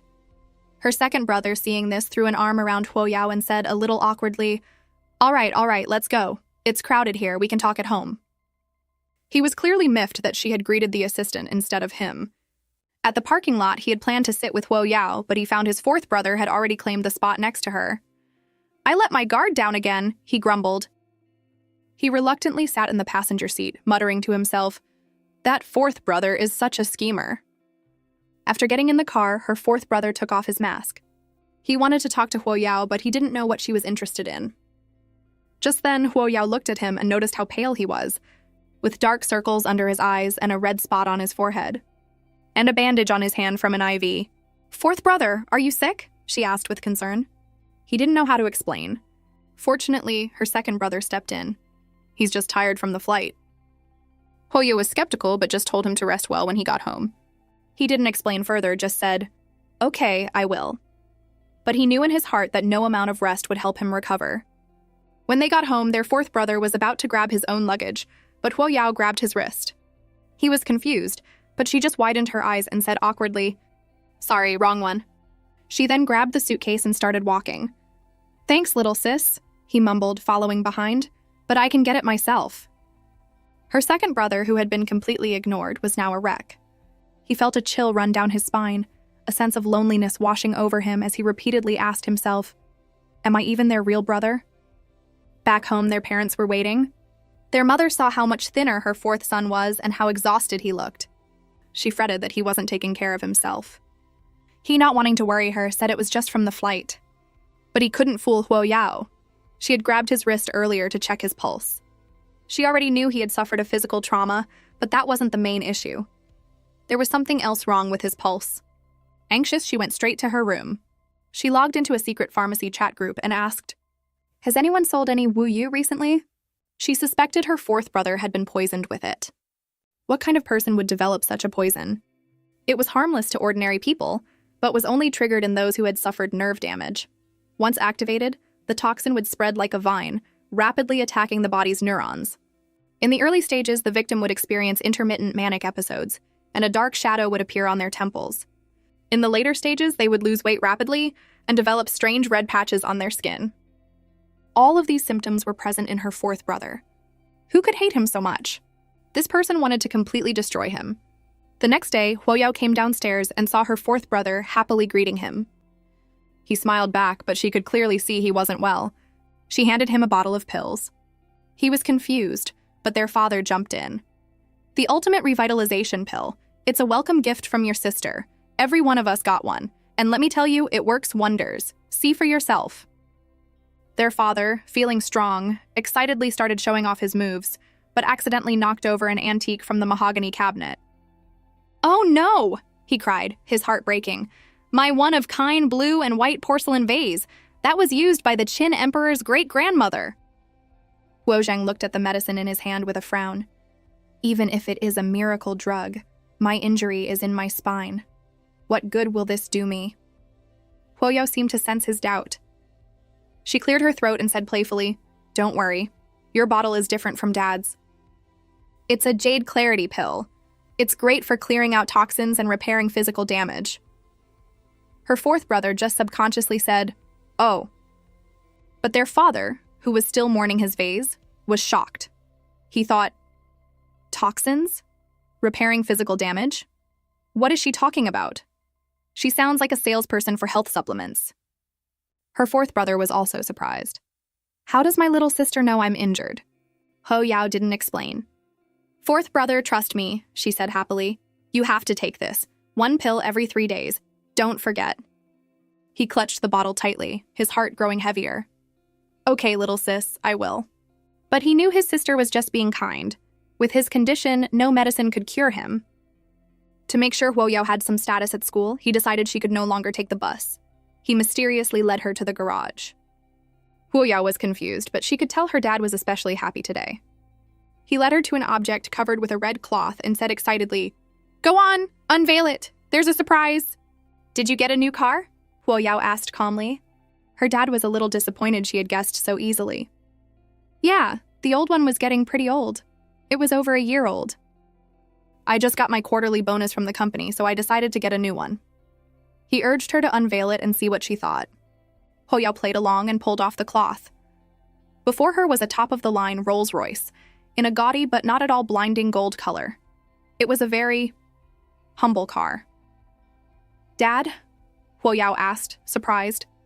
"Is your quarterly bonus really that high?" Her dad started to panic. "I can't tell her this car is over 10 million. What if I scare her?" He smiled and said, "It was okay. This car might look luxurious, but it wasn't that expensive. Only about 1 million or so." Huoyao looked at the golden hood ornament and thought, a top-of-the-line Rolls-Royce for 1 million? This old man has some nerve. Seeing her disbelieving expression, her dad got nervous. "Oh, we're going to be late. Get in, I'll drive you to school." However, when they got near the school, Huoyao asked him to stop. "I can take you all the way to the gate," her dad said, disappointed. "No, Dad, really, it's fine. You can go back now," Huoyao insisted. After getting out, Huoyao breathed a sigh of relief. What a joke. Driving up to the school gate in such a flashy car, I'd be stared at like a monkey. Her dad reluctantly said goodbye. As luck would have it, Lucia's private car was just passing by. The driver, seeing the Rolls-Royce, remarked, "That family must be someone important." But when Lucia saw Huoyao walking, she immediately had the driver stop. She called out to her and said, for no apparent reason, "While the competition results are still out, you should just withdraw." She then drove off. Huoyao was confused. "Who do you think you are?" she retorted, leaving Lucia speechless. She leaned in close and said with a smirk, "Don't you have anything better to do than try to get my attention? I have zero interest in you." She then turned and walked away, leaving Lucia fuming. Just as she got to her classroom, the English teacher rushed over and called her away. Huoyao was nervous. The last time she was called to the office, it was because she had failed her language exam. Had she offended the English teacher now? That couldn't be right. She always got a perfect score on his exams. The English teacher saw her worry and smiled. "Don't be nervous. I have good news for you. The education department is organizing an English-speaking competition. The school only has 5 spots, and since you have the best English grades in our class, I wanted to recommend you." "Teacher," she said quickly, "my grades might be good, but my spoken English is terrible." "That can't be right," the teacher said, surprised. "How could your spoken English be bad? The principal himself recommended you." Huoyao exploded internally. "It's that old trickster again. He's trying to set me up." Now on high alert, Huoyao insisted, "Teacher, my spoken English is really bad. If I mess up, the principal will expel me. I can't bear to leave you and my classmates." Unbeknownst to her, the prim and proper principal was eavesdropping at the door. Hearing what she said about him, he started to doubt himself. Am I really that unreasonable? He walked in and asked sternly, "Why don't you want to participate?" "My spoken English is too poor," Huoyao explained. "Oh, is that so?" the principal said nonchalantly. "I was going to mention that there's a 100,000 yen prize for this competition. Would that interest you? Since you're not interested, I guess." Before he could finish, Huoyao's confidence returned in a flash. "Teacher, actually, I think my spoken English is fine after all. Let's sign me up. The money doesn't matter. I'm just in it for the experience." Even though Huoyao had walked right into his trap, she was grumbling to herself. This old trickster is so devious. He knows exactly how to manipulate people. Then it's settled, the principal said, and walked away with his hands behind his back. The English teacher stood there, stunned, a feeling that something wasn't quite right. Someone leaked the news of his injury. If it was confirmed, the higher-ups at the company would definitely turn on him. The proud Huosang couldn't accept his new reality and fell into a state of despair. "You just can't dance," Tongyu insisted. "You can still sing. We still have a chance." At a time like this, can't you just swallow your pride? Are you really going to let another artist take your place? Just then, there was a frantic knock on the door. "Let me handle the company," Tongyu told him. "Don't say a word." When he opened the door, he found his nemesis, Jin Shu. "What are you doing here?" Tongyu said irritably. Jin Shu walked straight into the room. "Close the door," he said arrogantly. Tongyu sensed something was up. Sure enough, Jinshu sat down and said with a sneer, "What a shame. Such a promising career about to be ruined. You two don't seem very worried, though." "If you have something to say, just say it," Tongyu said, annoyed. "Stop with the act." Jinshu's face twisted into a smug grin. "Everyone knows by now that Huoxiang is injured and can't perform on stage anymore. I just came by to show my concern." "Why are you so worked up, Tongyu?" Tongyu knew exactly what was going on. Jinshu had always been resentful of being in his shadow. Now that Huoxiang was in trouble, he was here to kick him while he was down. "My Xiang is just too popular," Tongyu said, crossing his arms nonchalantly. "Jealousy makes people ugly. They'll start all sorts of rumors." Jinshu stood up, angered. "You don't have to pretend, Tongyu. We all know whether Huoxiang is injured or not." His tone changed. "For old time's sake, I can help you cover this up. I'll even take care of all the rumors at the company." Tongyu remained silent. Jinshu continued slowly. "As long as Huoxiang gives up his position as the band's leader." "In your dreams!" Tongyu exploded. But Jinshu didn't get angry. "Your artist is already a lost cause. It's better to step down gracefully than to be kicked out by the company. At least you'll save some face." He stood up to leave. "Think about it. Let me know when you've made up your mind. This offer won't last forever." Tongyu was furious. That backstabbing dog, how dare he make such a demand? They were once the hottest duo in the boy band, vowing to conquer the world together. But when his partner, Xiangnan, found out about Huoxiang's secret illness, he didn't show any concern. Instead, he saw an opportunity. He tried to use it as leverage to force Huoxiang to give up his position as the band's leader. His manager, Tongyu, was now pinning his hopes on the profound art of traditional Chinese medicine. He would try anything, no matter how slim the chance. For now, all he could do was tell Huoxiang to rest and let him handle the company. Huoxiang looked at Tongyu, perhaps the only person at the company who was genuinely trying to help him. "Tongge, thank you," he said from the heart. As he turned to leave, Tongyu's eyes were drawn to a delicate bottle in his hand. "What's that? It's pretty." Huoxiang's face lit up with pride. "It's a welcome gift from my little sister. It's not just pretty. Inside is a jade clarity pill. She said it's for detoxing and repairing physical damage. See? My sister really cares about me." Tongyu took the bottle and poured out a pill. It looked like a traditional Chinese medicine. "Here, let me take this. I'll have a doctor check if it's safe for you to take." He couldn't help but think how unique his sister was. Even her gifts were one of kind. Tongyu then said with interest, "Hey, ask our sister if she's interested in a career in entertainment." With a face like that. Before he could finish, Huoxiang cut him off. "My sister's not interested," he said sternly, thinking, "Thanks, but no thanks. Who's this our sister? I thought we were best friends, and here you are, eyeing my sister?" He slammed the door and left. Tongyu was left standing there, confused. "If she's not interested, she's not interested. Why are you so mad at me?" At dusk, on her way home from school, Huoyao saw someone squatting at her doorstep. As she got closer, she realized it was her fourth brother. "Fourth brother?" she asked, confused.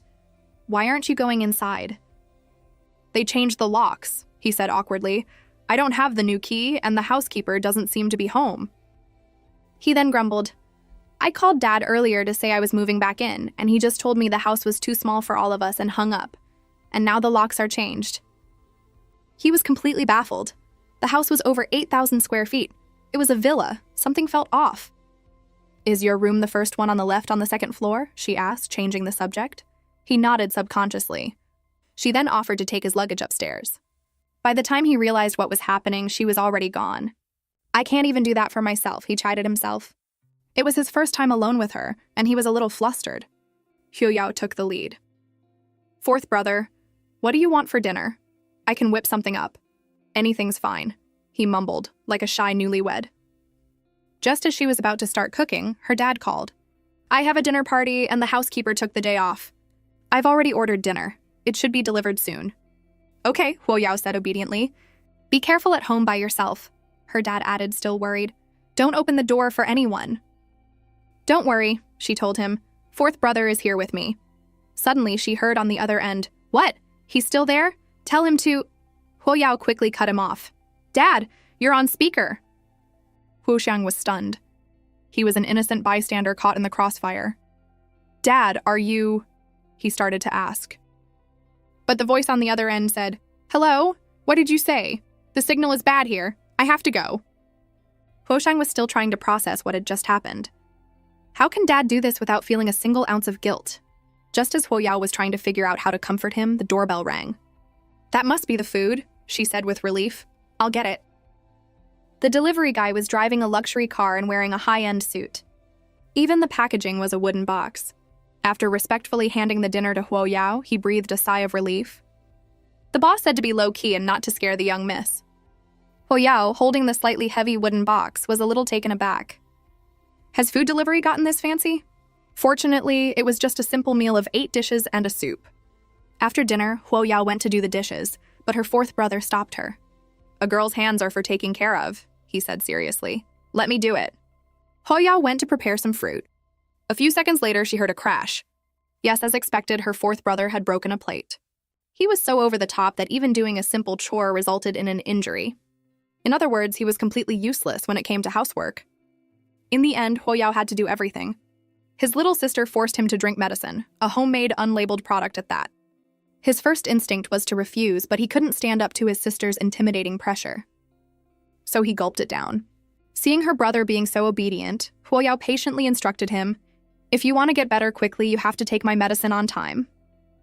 What puzzled him even more was that only his second and third brothers knew about his injury, not even his eldest. How did his little sister know? Meanwhile, his assistant took the pill he had gotten from Huoxiang to a national-level traditional Chinese medicine doctor. After examining it, Elder Pei said in disbelief, "This Jade Clarity pill is rated S+ by the Pharmacists Association. Very few pharmacists can make it. It's a truly priceless and rare medicine." The person who had introduced them was also shocked. Even a grade medicine from the association was something ordinary people couldn't get their hands on. Grade ancient formulas were rare, let alone an S+ grade. It was unimaginable. The assistant was confused but understood that it was very valuable. 1,000 of you wouldn't be worth as much as this one pill. He then asked where he got it. "Ah!" the assistant exclaimed, shocked. He explained, "A friend of mine has a spinal nerve injury. His little sister gave him this medicine. Since it didn't have any packaging or instructions, we were a little worried, so I brought it to you." "This medicine is perfect for his condition," Elder Pei explained thoughtfully. "It not only suppresses toxins, but also repairs nerve damage. However, I would still recommend your friend get a thorough checkup. Some chronic toxins don't show up in initial tests."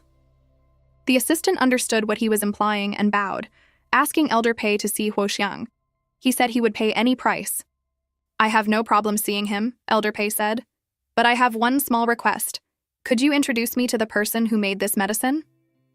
The assistant was thrilled that he had agreed to see him. "I'll go find out right away where the pill came from," he said excitedly. After he left, the introducer asked, "Elder Pei, is this medicine from the Pharmacists Association?" "Even the top alchemists at the association couldn't make a medicine of this caliber," Elder Pei replied. "I thought the association was unrivaled, but it seems there are hidden masters out there. There's always someone better." On the way home from school, a boy blocked their path. He stood with his arms crossed, staring them down. As Huoyao was wondering what was going on, her deskmate told her that this was Yi Lianfan from the honors class. Before she transferred, he was always number 1.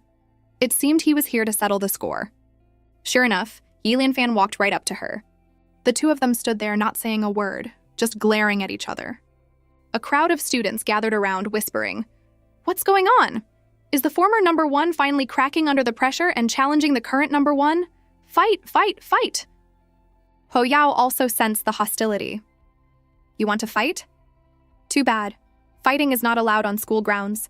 But if you're really looking for trouble, I don't mind showing you why the flowers are so red." She cracked her knuckles, looking ready for a fight. Just as things were about to escalate, Yi Lianfan suddenly broke into an awkward smile. "Who wants to fight you? Why is a girl like you so violent?" This sudden change in tone caught the onlookers off guard. What a letdown. What is he up to? Just then, Yi Lianfan pulled out a small heart-shaped envelope. He coolly tossed it to Huoyao. "Give me an answer tomorrow," he said, trying to sound deep. He then tried to make a suave exit. But he was so nervous that he ended up walking with a funny gait. Her deskmate was the first to react. "No way! Is that a love letter?" he said excitedly, rushing over to see what was inside. "It's something you wouldn't understand," Huoyao said mysteriously, hiding the letter behind her back. How do you know I wouldn't understand if you don't let me see it? Her desk mate pressed. Trust me, little guy, Huo Yao teased, patting his head. If you saw this, you'd have an existential crisis. Are you saying I'm dumb? Her desk mate immediately understood. The next day, Yi Lianfan found her again. Do you have an answer for me? He asked directly. The students around them leaned in, ready for the drama. Huo Yao pulled out the envelope and handed it back to him. Next time, don't bring me a science problem, she said dismissively. I'm a humanities student now. Yi Lianfan opened it in front of everyone. Oh my god, it was the final question from last year's International Physics Olympiad. At the time, only one genius had been able to solve it. But Huo Yao had solved it in one night, and her method was even simpler. The onlookers were once again disappointed. What is going on? Didn't everyone say it was a love letter yesterday? What kind of love letter is this? Her own father helped her cheat by getting her the exam materials, and she still ended up in last place. It turned out her brother, who couldn't stand his sister, Lu Xia, had sent the materials to her rival. And Huo Yao, who had received the materials, had, of course, gotten another perfect score. When her father found out, he wanted to kill his disobedient son. His little prank had ruined all of his plans, and that wasn't all. Soon, the news that Huo Yao had gotten the competition materials was all over social media. The comments section was flooded with accusations and insults. Huo Yao's face darkened as she read them. Hiring so many trolls to slander me? They're clearly trying to drive me out of the school. I guess it's time to settle the score. She stood up and walked out of the classroom. She found Lucia. Seeing her storming towards her, Lucia was a little confused. Huo Yao crossed her arms. Do you have too much time on your hands? Lucia didn't know what she was talking about. Thinking she was playing dumb, Huo Yao laid it all out. First you send me the materials, then you go on social media to slander me. Is this the best you can do? Lucia's little sidekick shot back. You're the one who got caught cheating, and you have the nerve to come and bother our Zhezha? What are you talking about? Lucia asked, getting more and more confused. Her sidekick then showed her the post. Lucia was about to lose her mind. You idiot! I didn't want her to get all the glory, but I never wanted to make the materials public. Dad pulled strings with the association to get those.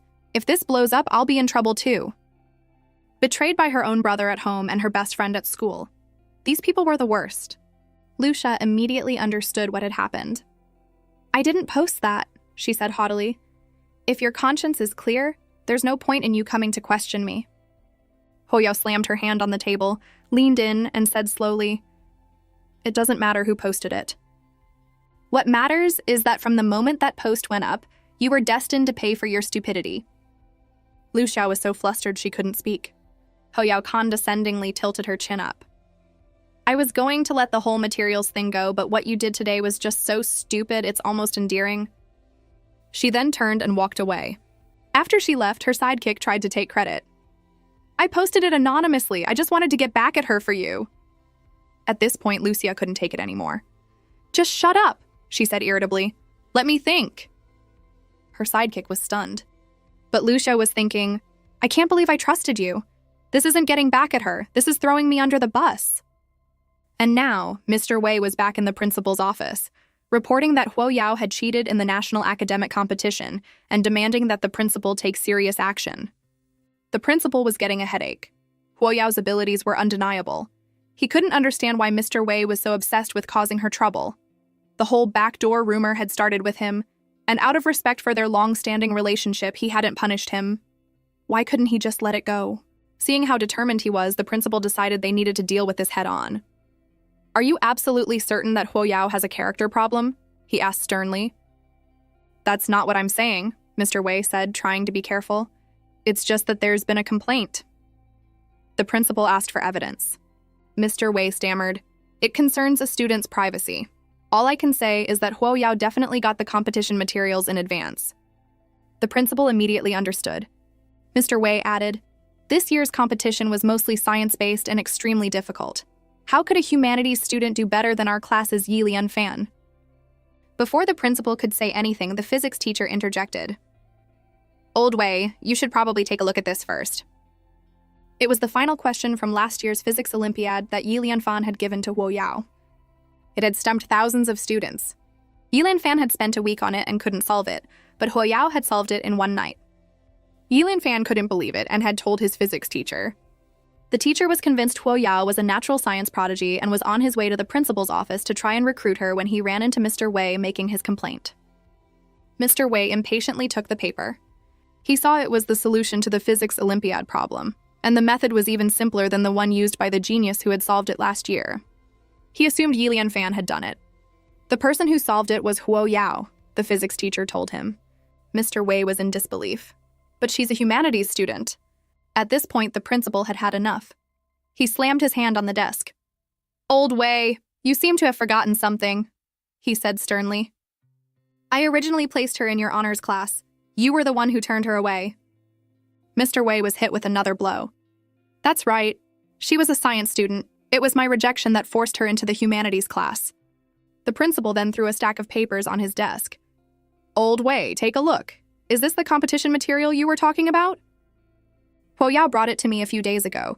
She said someone had anonymously mailed it to her house. She was worried someone would try to use it against her, so she gave it to me.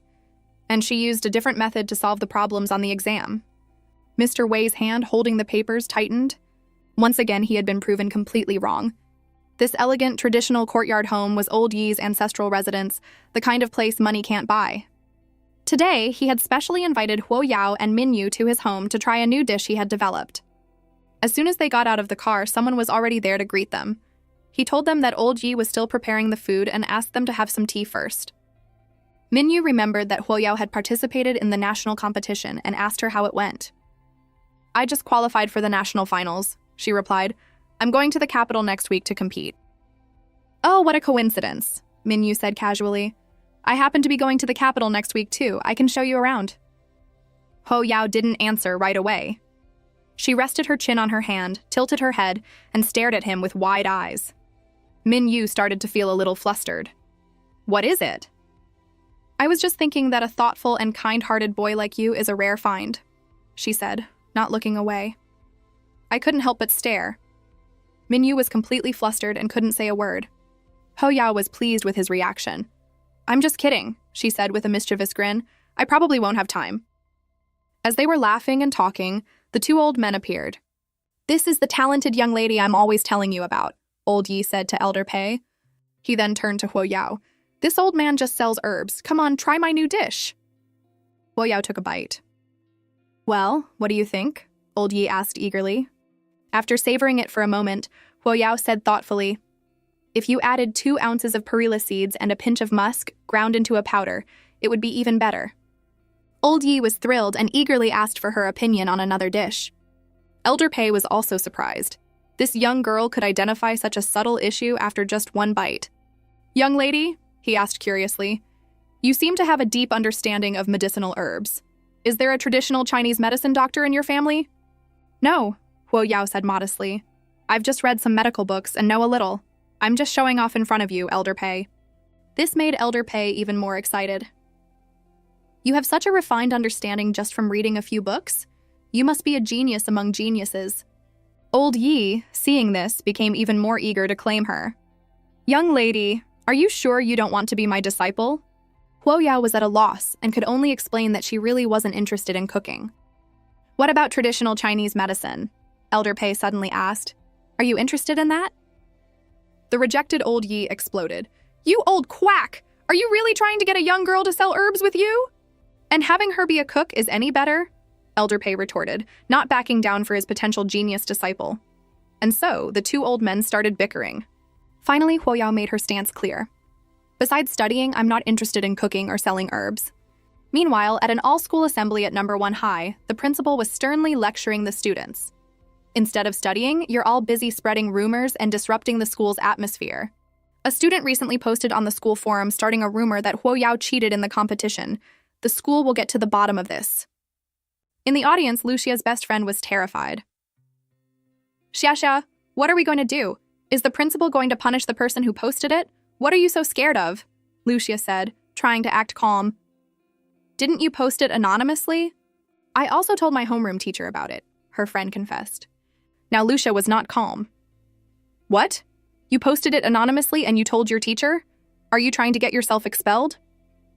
"You're the one who told me that Huo Yao forced your dad to pull strings to get the materials," her friend said. looking wronged. I was just trying to stand up for you. Lucia was speechless. How can I have such a stupid friend? She pulled her arm away. You caused this mess. You're on your own. Her friend's world came crashing down. I did all this for her, and she's just throwing me under the bus. After cutting ties with her friend, she sent a message to her powerful father, asking him to take care of the situation so she wouldn't be implicated. Unsurprisingly, Lucia was called to the office. She walked in and greeted the principal as if nothing had happened. When he explained the situation, she immediately put on her saint act. First, she took all the blame. It's all my fault. That adoptive daughter, Huo Yao, begged my dad to pull strings with the association to get the materials. I was so disgusted by her behavior that I complained to Ying Ying. I never thought she would actually post it on the forum. Then she bowed deeply and begged the principal to be lenient with Ying Ying. I am willing to take responsibility for my careless words. At this point, Mr. Wei, who had always disliked Huo Yao but could never get rid of her, asked seriously, Lucia, are you sure it was Huo Yao who asked your father to get the materials? Absolutely, Lucia said without shame. To clear things up, I even asked my dad to come. The principal was exasperated. Fine. I'd like to hear what your father has to say about this. A little later, her father actually showed up. He walked in and said with a guilty look, Principal, I am so sorry for all the trouble my adoptive daughter has caused. She's just not a good student. She was always at the bottom of her class back in our small town, and now she insists on participating in this national competition. It was a moment of weakness on my part. I'm so ashamed that I helped her cheat. But the principal wasn't buying it. Huo Yao? He had gone to great lengths to recruit her. Mr. Liu, are you saying that Huo Yao's grades are very poor? Thinking he had the principal convinced, her father continued, To be honest, I even had to pull strings to get her into high school back in our town. At this point, even Mr. Wei, who had once suspected Huo Yao of getting in through the back door, thought he was laying it on a bit thick. Lucia was panicking. She had forgotten to tell her father about Huo Yao's current grades. The principal didn't waste any more time with him. He just pulled out a stack of Huo Yao's recent exams. When her father saw that they were all perfect scores, he was stunned. That's impossible. Mr. Liu, the principal asked, not holding back, are you still going to blame everything on Huo Yao? Just then, the principal got a call from the main association. After the call, he said, The matter of the leaked competition materials is closed. Her father was secretly pleased. It was a good thing he had called his friend at the association ahead of time. But then the principal added, Lucia's eligibility for the national competition has been revoked. On what grounds are you revoking my daughter's eligibility? Her father protested. You and I both know the reason, the principal said firmly. If I were to pursue this further, it wouldn't be just a matter of revoking her eligibility. Lucia knew her father had already been talked into a corner. Lucia had to agree. Pushing it further would only make things worse. As Huo Yao and her deskmate were leaving school, her deskmate laughed. People are so weird these days. Look at what they're wearing. He pointed to a man in a trench coat with only his eyes showing. Huo Yao saw the familiar figure and was speechless. Big money, her deskmate said. Didn't you say your brother was picking you up? Huo Yao awkwardly pointed to the strange man. Her deskmate was stunned. Oh my God, I'm so sorry. Huo Yao had to force herself not to scream. My fourth brother is a celebrity. I have to respect his list disguise. She walked up to him. Fourth brother. She then introduced him. This is my deskmate, Meng Ying. Her fourth brother, thinking this must be his little sister's best friend, took off his mask and said politely, Hello. Meng Ying was completely starstruck. She couldn't believe that under the mask was such a handsome face. After they left, Meng Ying couldn't shake the feeling that she had seen the handsome man somewhere before. In the car, her fourth brother kept looking at Huo Yao, wanting to say something but hesitating. His manager had signed him up for a variety show that required him to bring a family member as a partner. Little sis, can you do me a small favor? What? Just then, his eldest brother called and he changed his mind. Never mind, it's nothing. Her eldest brother said he needed to talk to him, so he brought Huo Yao along. What followed was an awkward scene of Huo Yao and her eldest brother sitting in the living room in complete silence. He felt like he didn't know how to face her after their last misunderstanding. Fortunately, her fourth brother came back with water and asked what was up. It's not a big deal. Someone asked me to ask you if you've signed on for a variety show. Her fourth brother immediately knew something was off.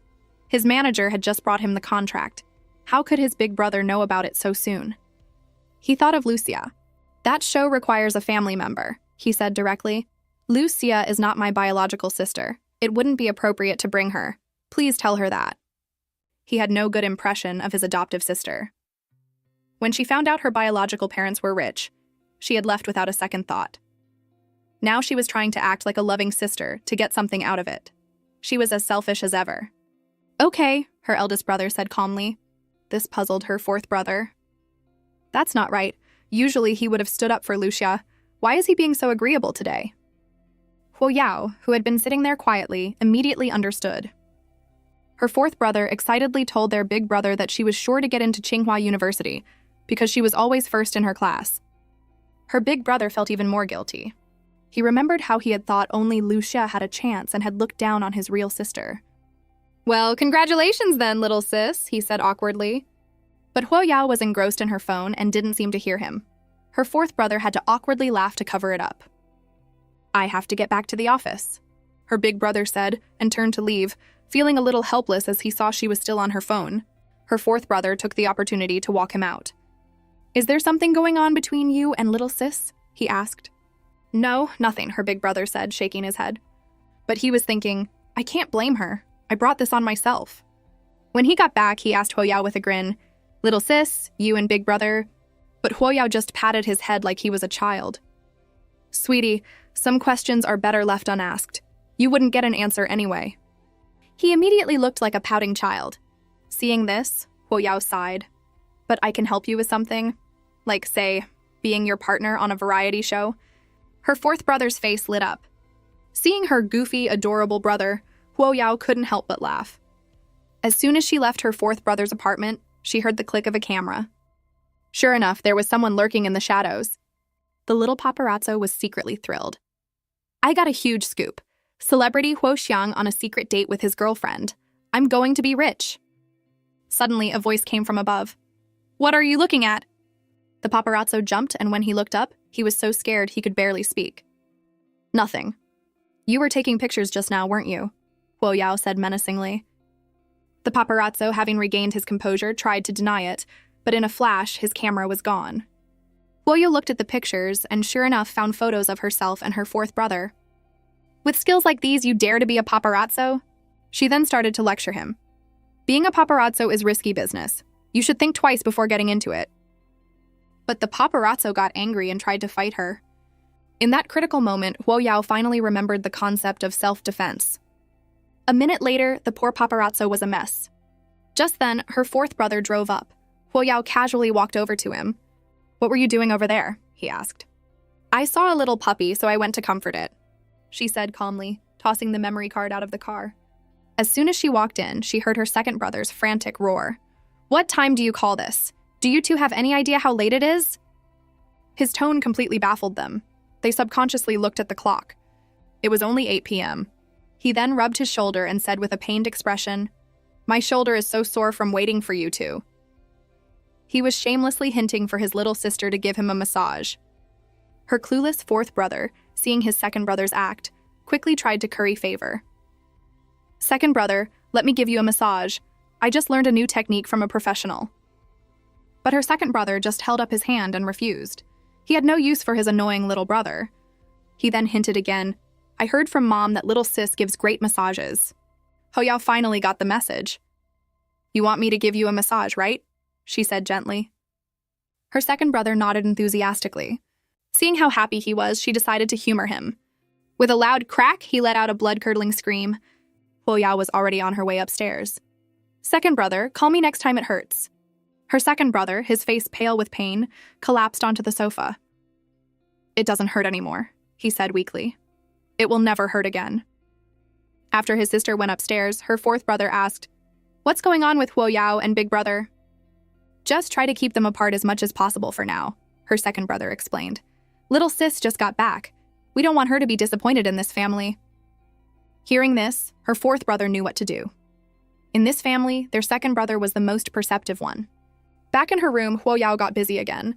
She took out an exquisite box and organized the pills inside, as well as a special set of silver needles. I can't believe I have to use these again. I hope I can find a good opportunity tomorrow. Even if the hospital had declared him a vegetable, this was a bit much, right? With time running out, Huoyao got to work. Her desk mate had already met his visiting relatives and would be back in the room any minute. But she couldn't worry about that. I hope I'm not too late. After a few needles, the comatose father's finger twitched. Just then, her desk mate and his relatives reached the door. As he was telling them that his friend was visiting his father, he pushed the door open. Huoyao was standing right there. She told her desk mate she had an emergency and had to leave. She then shoved a bottle of pills into his hand and whispered in his ear, "Your dad is awake. Give him one of these now and then one every other day." Before her desk mate could react, she was gone. At that moment, her older cousin shouted excitedly, "Come quick! Uncle is awake!" Huoyao went home and acted as if nothing had happened, just sitting in the living room playing on her phone. Her fourth brother tried to start a conversation, asking if she liked music. "It's okay," she replied. He then put on a song, turned the volume all the way up, and kept asking if she liked it. Huoyao's ears were about to burst. It's great. You can turn it off now," she said, and went back to her phone. Her fourth brother was annoyed. Who is she talking to? She's so engrossed. What's so important that she's ignoring her big brother? Seeing this, Huoyao showed him her phone. "An old doctor is asking me about a prescription." What's so hard to understand? Her fourth brother looked at it and was even more speechless. "What is all this? I don't understand any of it." Meanwhile, the doctors had given her desk mate's father a full examination. All of his vitals were improving. It was a medical miracle. Mengying thought back to Huoyao's expression as she was leaving. It was as if she knew his father would wake up. Could it have something to do with her? But how is that possible? He sent Huoyao a message to tell her the good news. She replied immediately, "The medicine I gave you is from an old doctor. It's harmless, don't worry." Mengying was shocked. How did she know I was going to ask that? He couldn't dwell on it. He just had to thank her. Just then, his cousin appeared in the hallway with headphones on. "You can go home," Mengying said, taking them off for her. "You don't have to stay with me." But his cousin insisted on staying and wanted to share her idol's music with him. When Mengying saw the celebrity on her cousin's phone, it jogged her memory. She quickly sent a message to Huoyao. "Big money. Is your brother a singer?" "Yeah, but he's probably just an amateur. I haven't really asked." Mengying demanded a picture of him. Huoyao didn't have one, but since her fourth brother was right there, she said, "Fourth brother, let me take a picture of you." He was in the middle of eating a piece of cake and was about to strike a handsome pose, but she had already taken the picture. "It's for my desk mate, the one you met before. He's insisting on a picture of you," she explained. Her fourth brother was mortified. "My carefully crafted cool guy image is ruined because of this picture." But when Mengying saw the picture, she was ecstatic. "My friend, I think you have a misunderstanding of what an amateur singer is. Your brother is the top celebrity, Huoxiang." Huoyao was a little stunned. She searched for Huoxiang online, and sure enough, it was her fourth brother. No wonder I couldn't find anything about him before. He's using a stage name. Her fourth brother, seeing her looking up news about him, was sure she was finally realizing how amazing he was and would be impressed. He was getting more and more excited, just waiting for her to praise him. But then she just said, "You should put on your shoes, the floor is cold." He was crushed once again. Why is this never how I imagine it? The day of the National Academic Competition Finals had finally arrived. The school took it very seriously and had arranged for them to fly to the capital for the competition. After they landed, the teacher warned the students. "The school has arranged for your food and lodging. I want you all on your best behavior for the next 2 days. No one is to cause any trouble." Not far from their bus, 2 intimidating men appeared, with a row of black cars parked behind them. Everything about them screamed, "Trouble." A sharp-eyed male student noticed that the license plates on the cars were all gold and had consecutive numbers. This was no ordinary group.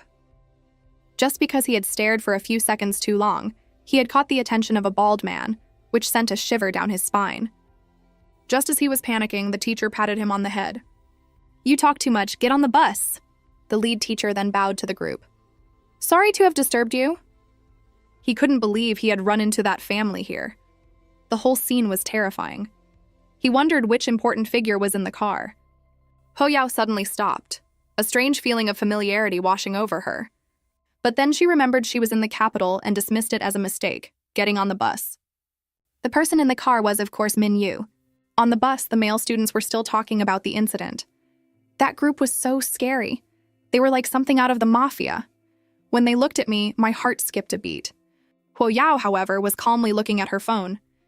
This puzzled Yi Lianfan, who was sitting next to her. He considered himself to be worldly, but even he had felt a sense of fear when faced with that group. Why did she seem so unfazed by it all? Just then, Huo Yao received a message from Min Yu, asking if she wanted to explore the capital with him that night. She declined, saying the principal would break her legs. Min Yu couldn't help but laugh at her playful reply. His driver was baffled. The master who never laughs is laughing at his phone? What's going on? The assistant turned around.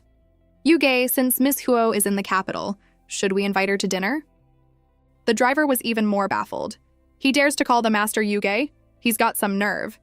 He then ventured to ask, "Who is Miss Huo?" "She's the girl who gave the master the calming incense," the assistant explained, "a high school senior." He then added, "Miss Huo is super smart. She gets perfect scores on all her exams."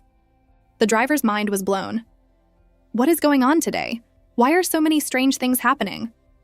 Seeing his confused expression, the assistant kindly reminded him, "You should focus on driving." The next morning, Huo Yao contacted her fan at the Research Institute in Beijing. She told him she was in the capital and asked him to find a few special medicinal herbs for her. Just then, Yi Lianfan appeared next to her. "You're up early too. Are you nervous about today's competition?" He looked closer. "Oh my god, look at those dark circles. You look like a panda. You must have been too nervous to sleep." "I'm just used to waking up early," Huo Yao replied with a half smile. After a long list of reminders from the principal, the students were finally allowed into the Tsinghua University exam hall. The principal specifically told Huo Yao to do her best. It seemed all of his hopes were pinned on her. The grade-level director asked the principal, "What are the chances of Huo Yao getting first place this time?" The principal closed his eyes and said confidently, 100%. "But Yi Lianfan was only 2 points behind her last time," the director protested. "Getting a perfect score and only getting a perfect score are two different things," the principal said as he walked away. "She's the person who nearly crashed the education systems of several major universities. As long as she's around, Yi Lianfan will always be number 2. Huo Yao was enjoying herself in the exam hall. She loved the feeling of being able to focus on her studies. With a ring of the bell, the national academic competition began. High-stakes moment. In the exam hall, Huo Yao's every move caught the proctor's attention. While others were still struggling with the multiple-choice questions, she was already working on the long answer problems. Her speed was astonishing. The teacher was stunned. But then he saw the name on her paper, Huo Yao, and it all made sense. She was the genius who only ever got perfect scores. "I just hope she can keep it up," he thought. "We might have a chance at the international competition this year." A little later, Huo Yao finally put down her seemingly heavy pen, let out a sigh, and rolled her shoulders. "This is the national finals, after all," she remarked to herself. The question writers finally decided to make it a little challenging. She then stood up and turned in her paper. This, of course, annoyed the student next to her. Who is this freak? Does she have to be so good? It wasn't just the students. Even the lead teachers from other schools were in disbelief. How can she turn in her paper early in such an important exam?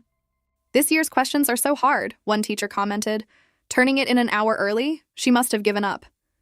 "Not necessarily," another teacher said with a smile. "What if she finished everything?" They both chuckled. It was clear they were being sarcastic. But then, the lead teacher from number 1 High calmly said, "Yes, I also believe our Huo Yao finished all the questions." Hearing that it was the Huo Yao from number 1 High, the two teachers' faces burned with embarrassment. Soon after, the principal got a message. Huo Yao turned in her paper early. She said she had to go. Tell her to be safe, the principal said. But after hanging up, it hit him. What? She had to go, so she turned it in early? He then said, feigning panic. "Old Yu, we have a problem. Our Huo Yao turned in her paper early again." This old Yu was from the capital's Education and Culture Association Research Institute. He had piqued old Yu's curiosity.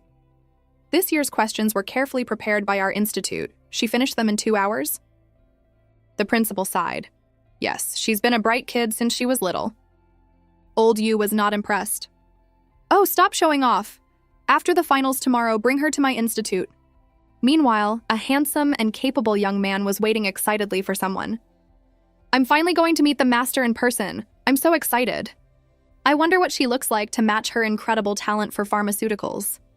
Just then, a young girl's voice came from behind him. Lei Xiao? A delicate hand tapped him on the shoulder. When he turned around, he saw a pretty girl dressed like a high school student. You want to play? He asked in disbelief. His world was about to crumble. The master was a young, beautiful girl. How could the world be so unfair? Is it really that surprising? Huo Yao asked. The worldly Lei Xiao quickly composed himself. It was more than surprising, it was a shock. Huo Yao then invited him to dinner to thank him for helping her get so many medicinal herbs in the capital. After getting in the car, she told him she needed to borrow his lab after dinner. He readily agreed. It wasn't often you got to see a master at work.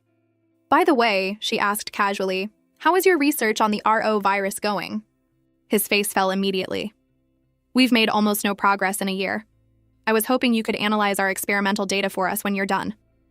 I've never worked with such precise experiments before, she said, declining. I don't think I'd be much help. Lei Xiao thought she was just being modest. No way, what about before? Oh, that was all just guesswork, she said quickly. I didn't have any practical proof. Lei Xiao was hit with another blow. Just guesswork? And she was able to solve a problem our institute had been stuck on for years? And she was only 15 or 16 at the time? Is this the difference between a genius and a mere mortal? Soon they arrived at the lab. Huo Yao was very pleased with the equipment. What she said next almost made Lei Xiao faint again. She didn't just want to borrow the lab, she wanted to borrow him. His mind was buzzing. He thought about all the poisonous herbs she had prepared. If anything went wrong, he wouldn't even know how he died. This is outrageous. She had never used modern, purified medicinal agents to make pills before, but that didn't stop her. She just took one sniff and knew the purity of the agent. Her fan was hoping for some praise. So what do you think? Is my purification precision high? It's barely adequate, Huo Yao said, unimpressed. It wasn't as pure as what she could get with traditional methods, but it was enough to cure her brother's poison. And this method was much faster. His enthusiasm was once again crushed, but he was still in awe of her. She had been able to deduce the exact experimental data just by calculation, and after watching him do just a third of the experiment, she was able to do it herself. Even more impressive, it was her first time using the equipment, and she not only completed the experiment successfully, but also did it in less time. She was like an alien. And the worst part was, from the look on her face, she wasn't even satisfied with her own performance. It was too much to think about. The more he thought, the more depressed he got. The comparison was just too painful. After she was done, she thanked him and left. She then went to an old town night market to meet Min Yu. He had never been to a place like this and was clearly uncomfortable. Seeing how out of place he looked, Huo Yao realized she shouldn't have brought him here. She offered to take him to get some food, knowing there was a noodle shop with a good reputation inside. He was reluctant, but he didn't want to say so. Seeing his hesitation, she quickly explained, "The noodle shop is at the very back, it's not crowded there." He then readily agreed. They soon arrived at the noodle shop. "What can I get for you?" the owner asked warmly. "We have everything on the menu." "A large bowl of sayozi noodles, with extra of your secret chili sauce," Huo Yao said directly. She then turned to Min Yu. "What do you want?" "Order whatever you like, my treat." "I'll have the same as you," he said, like a typical boyfriend. 2 large bowls of sayozi noodles, Huo Yao called out to the owner. 1 with chili, 1 without. No cilantro in the one with chili, and extra green onions in the one without, and extra vinegar in the one with no cilantro. The owner looked at her like she was there to cause trouble. "Only my regular customers know about my chili sauce," he said, testing her. "Are you a regular?" "An elder in my family mentioned it," she explained. "Ah, you're one of us!" the owner exclaimed, his mood brightening. "Coming right up. Just a moment." "Don't worry, this place is clean," Huo Yao told Min Yu. He just mumbled in agreement. The owner, as he turned away, thought, "Strange, this whole scene feels so familiar, but this is the first time I've seen this young girl." Min Yu also noticed that she seemed to know her way around. Before they knew it, they had explored the entire night market and were waiting by the side of the road for their driver. Min Yu finally couldn't hold back his curiosity. "How did you find this old town night market by yourself?" "I saw online that it had a lot of good food," she said casually. She was more focused on her social media. She had posted a picture of her food, but her brothers had all responded with the same message: "Be safe and don't go out alone." She had to reply to each of them. Drama king second brother, sweet and naive fourth brother, I know, you big babies. Just then her expression sharpened. A sense of danger washed over her, followed by the deafening roar of a motorcycle. She looked towards the sound and saw a black motorcycle speeding towards them. Minyu immediately sensed something was wrong. He grabbed her wrist and pulled her into his arms. A man in black on a motorcycle sped past where she had just been standing. If it hadn't been for Minyu's quick action, the consequences would have been dire. The rookie assassin fell off his bike. He didn't even bother to pick it up, he just scrambled to his feet and ran away. With skills like these, he had no business trying to be an assassin. Minyu was more worried about Huoyao being hurt, so he didn't give chase. Fortunately, she was fine. Seeing the man's panicked escape, she suspected there was more to the story. But before she could think about it, she rushed to check on Minyu's leg. He had been hit when he was protecting her, and it had been a hard impact. His lower leg was definitely injured. His assistant arrived just in time, blaming himself for not having stayed with them. He anxiously asked if his master was hurt. "I'm fine," Minyu said calmly, and insisted on taking Huoyao back to her hotel first. But his assistant wouldn't have it. He insisted Minyu go get checked out and said he would arrange for someone else to take her. Before Minyu could say anything, he was already on the phone, calling for another car. "You really should get a full checkup," Huoyao added. "That was a hard hit. Even if there's no visible injury, you could have a bone fracture." Hearing her say that, Minyu finally agreed, but only on the condition that he wait for the new car to arrive. "If there are any problems, let me know," Huoyao told him. In the car on the way back, Huoyao received a message from the dean. He told her she had gotten first place with another perfect score and had successfully advanced to the final round. But she didn't feel anything. She was thinking about how, when Minyu had pulled her away, the motorcycle had clearly changed direction. If she wasn't mistaken, the person it was really trying to hit was Minyu. It had to be said the capital was a dangerous place.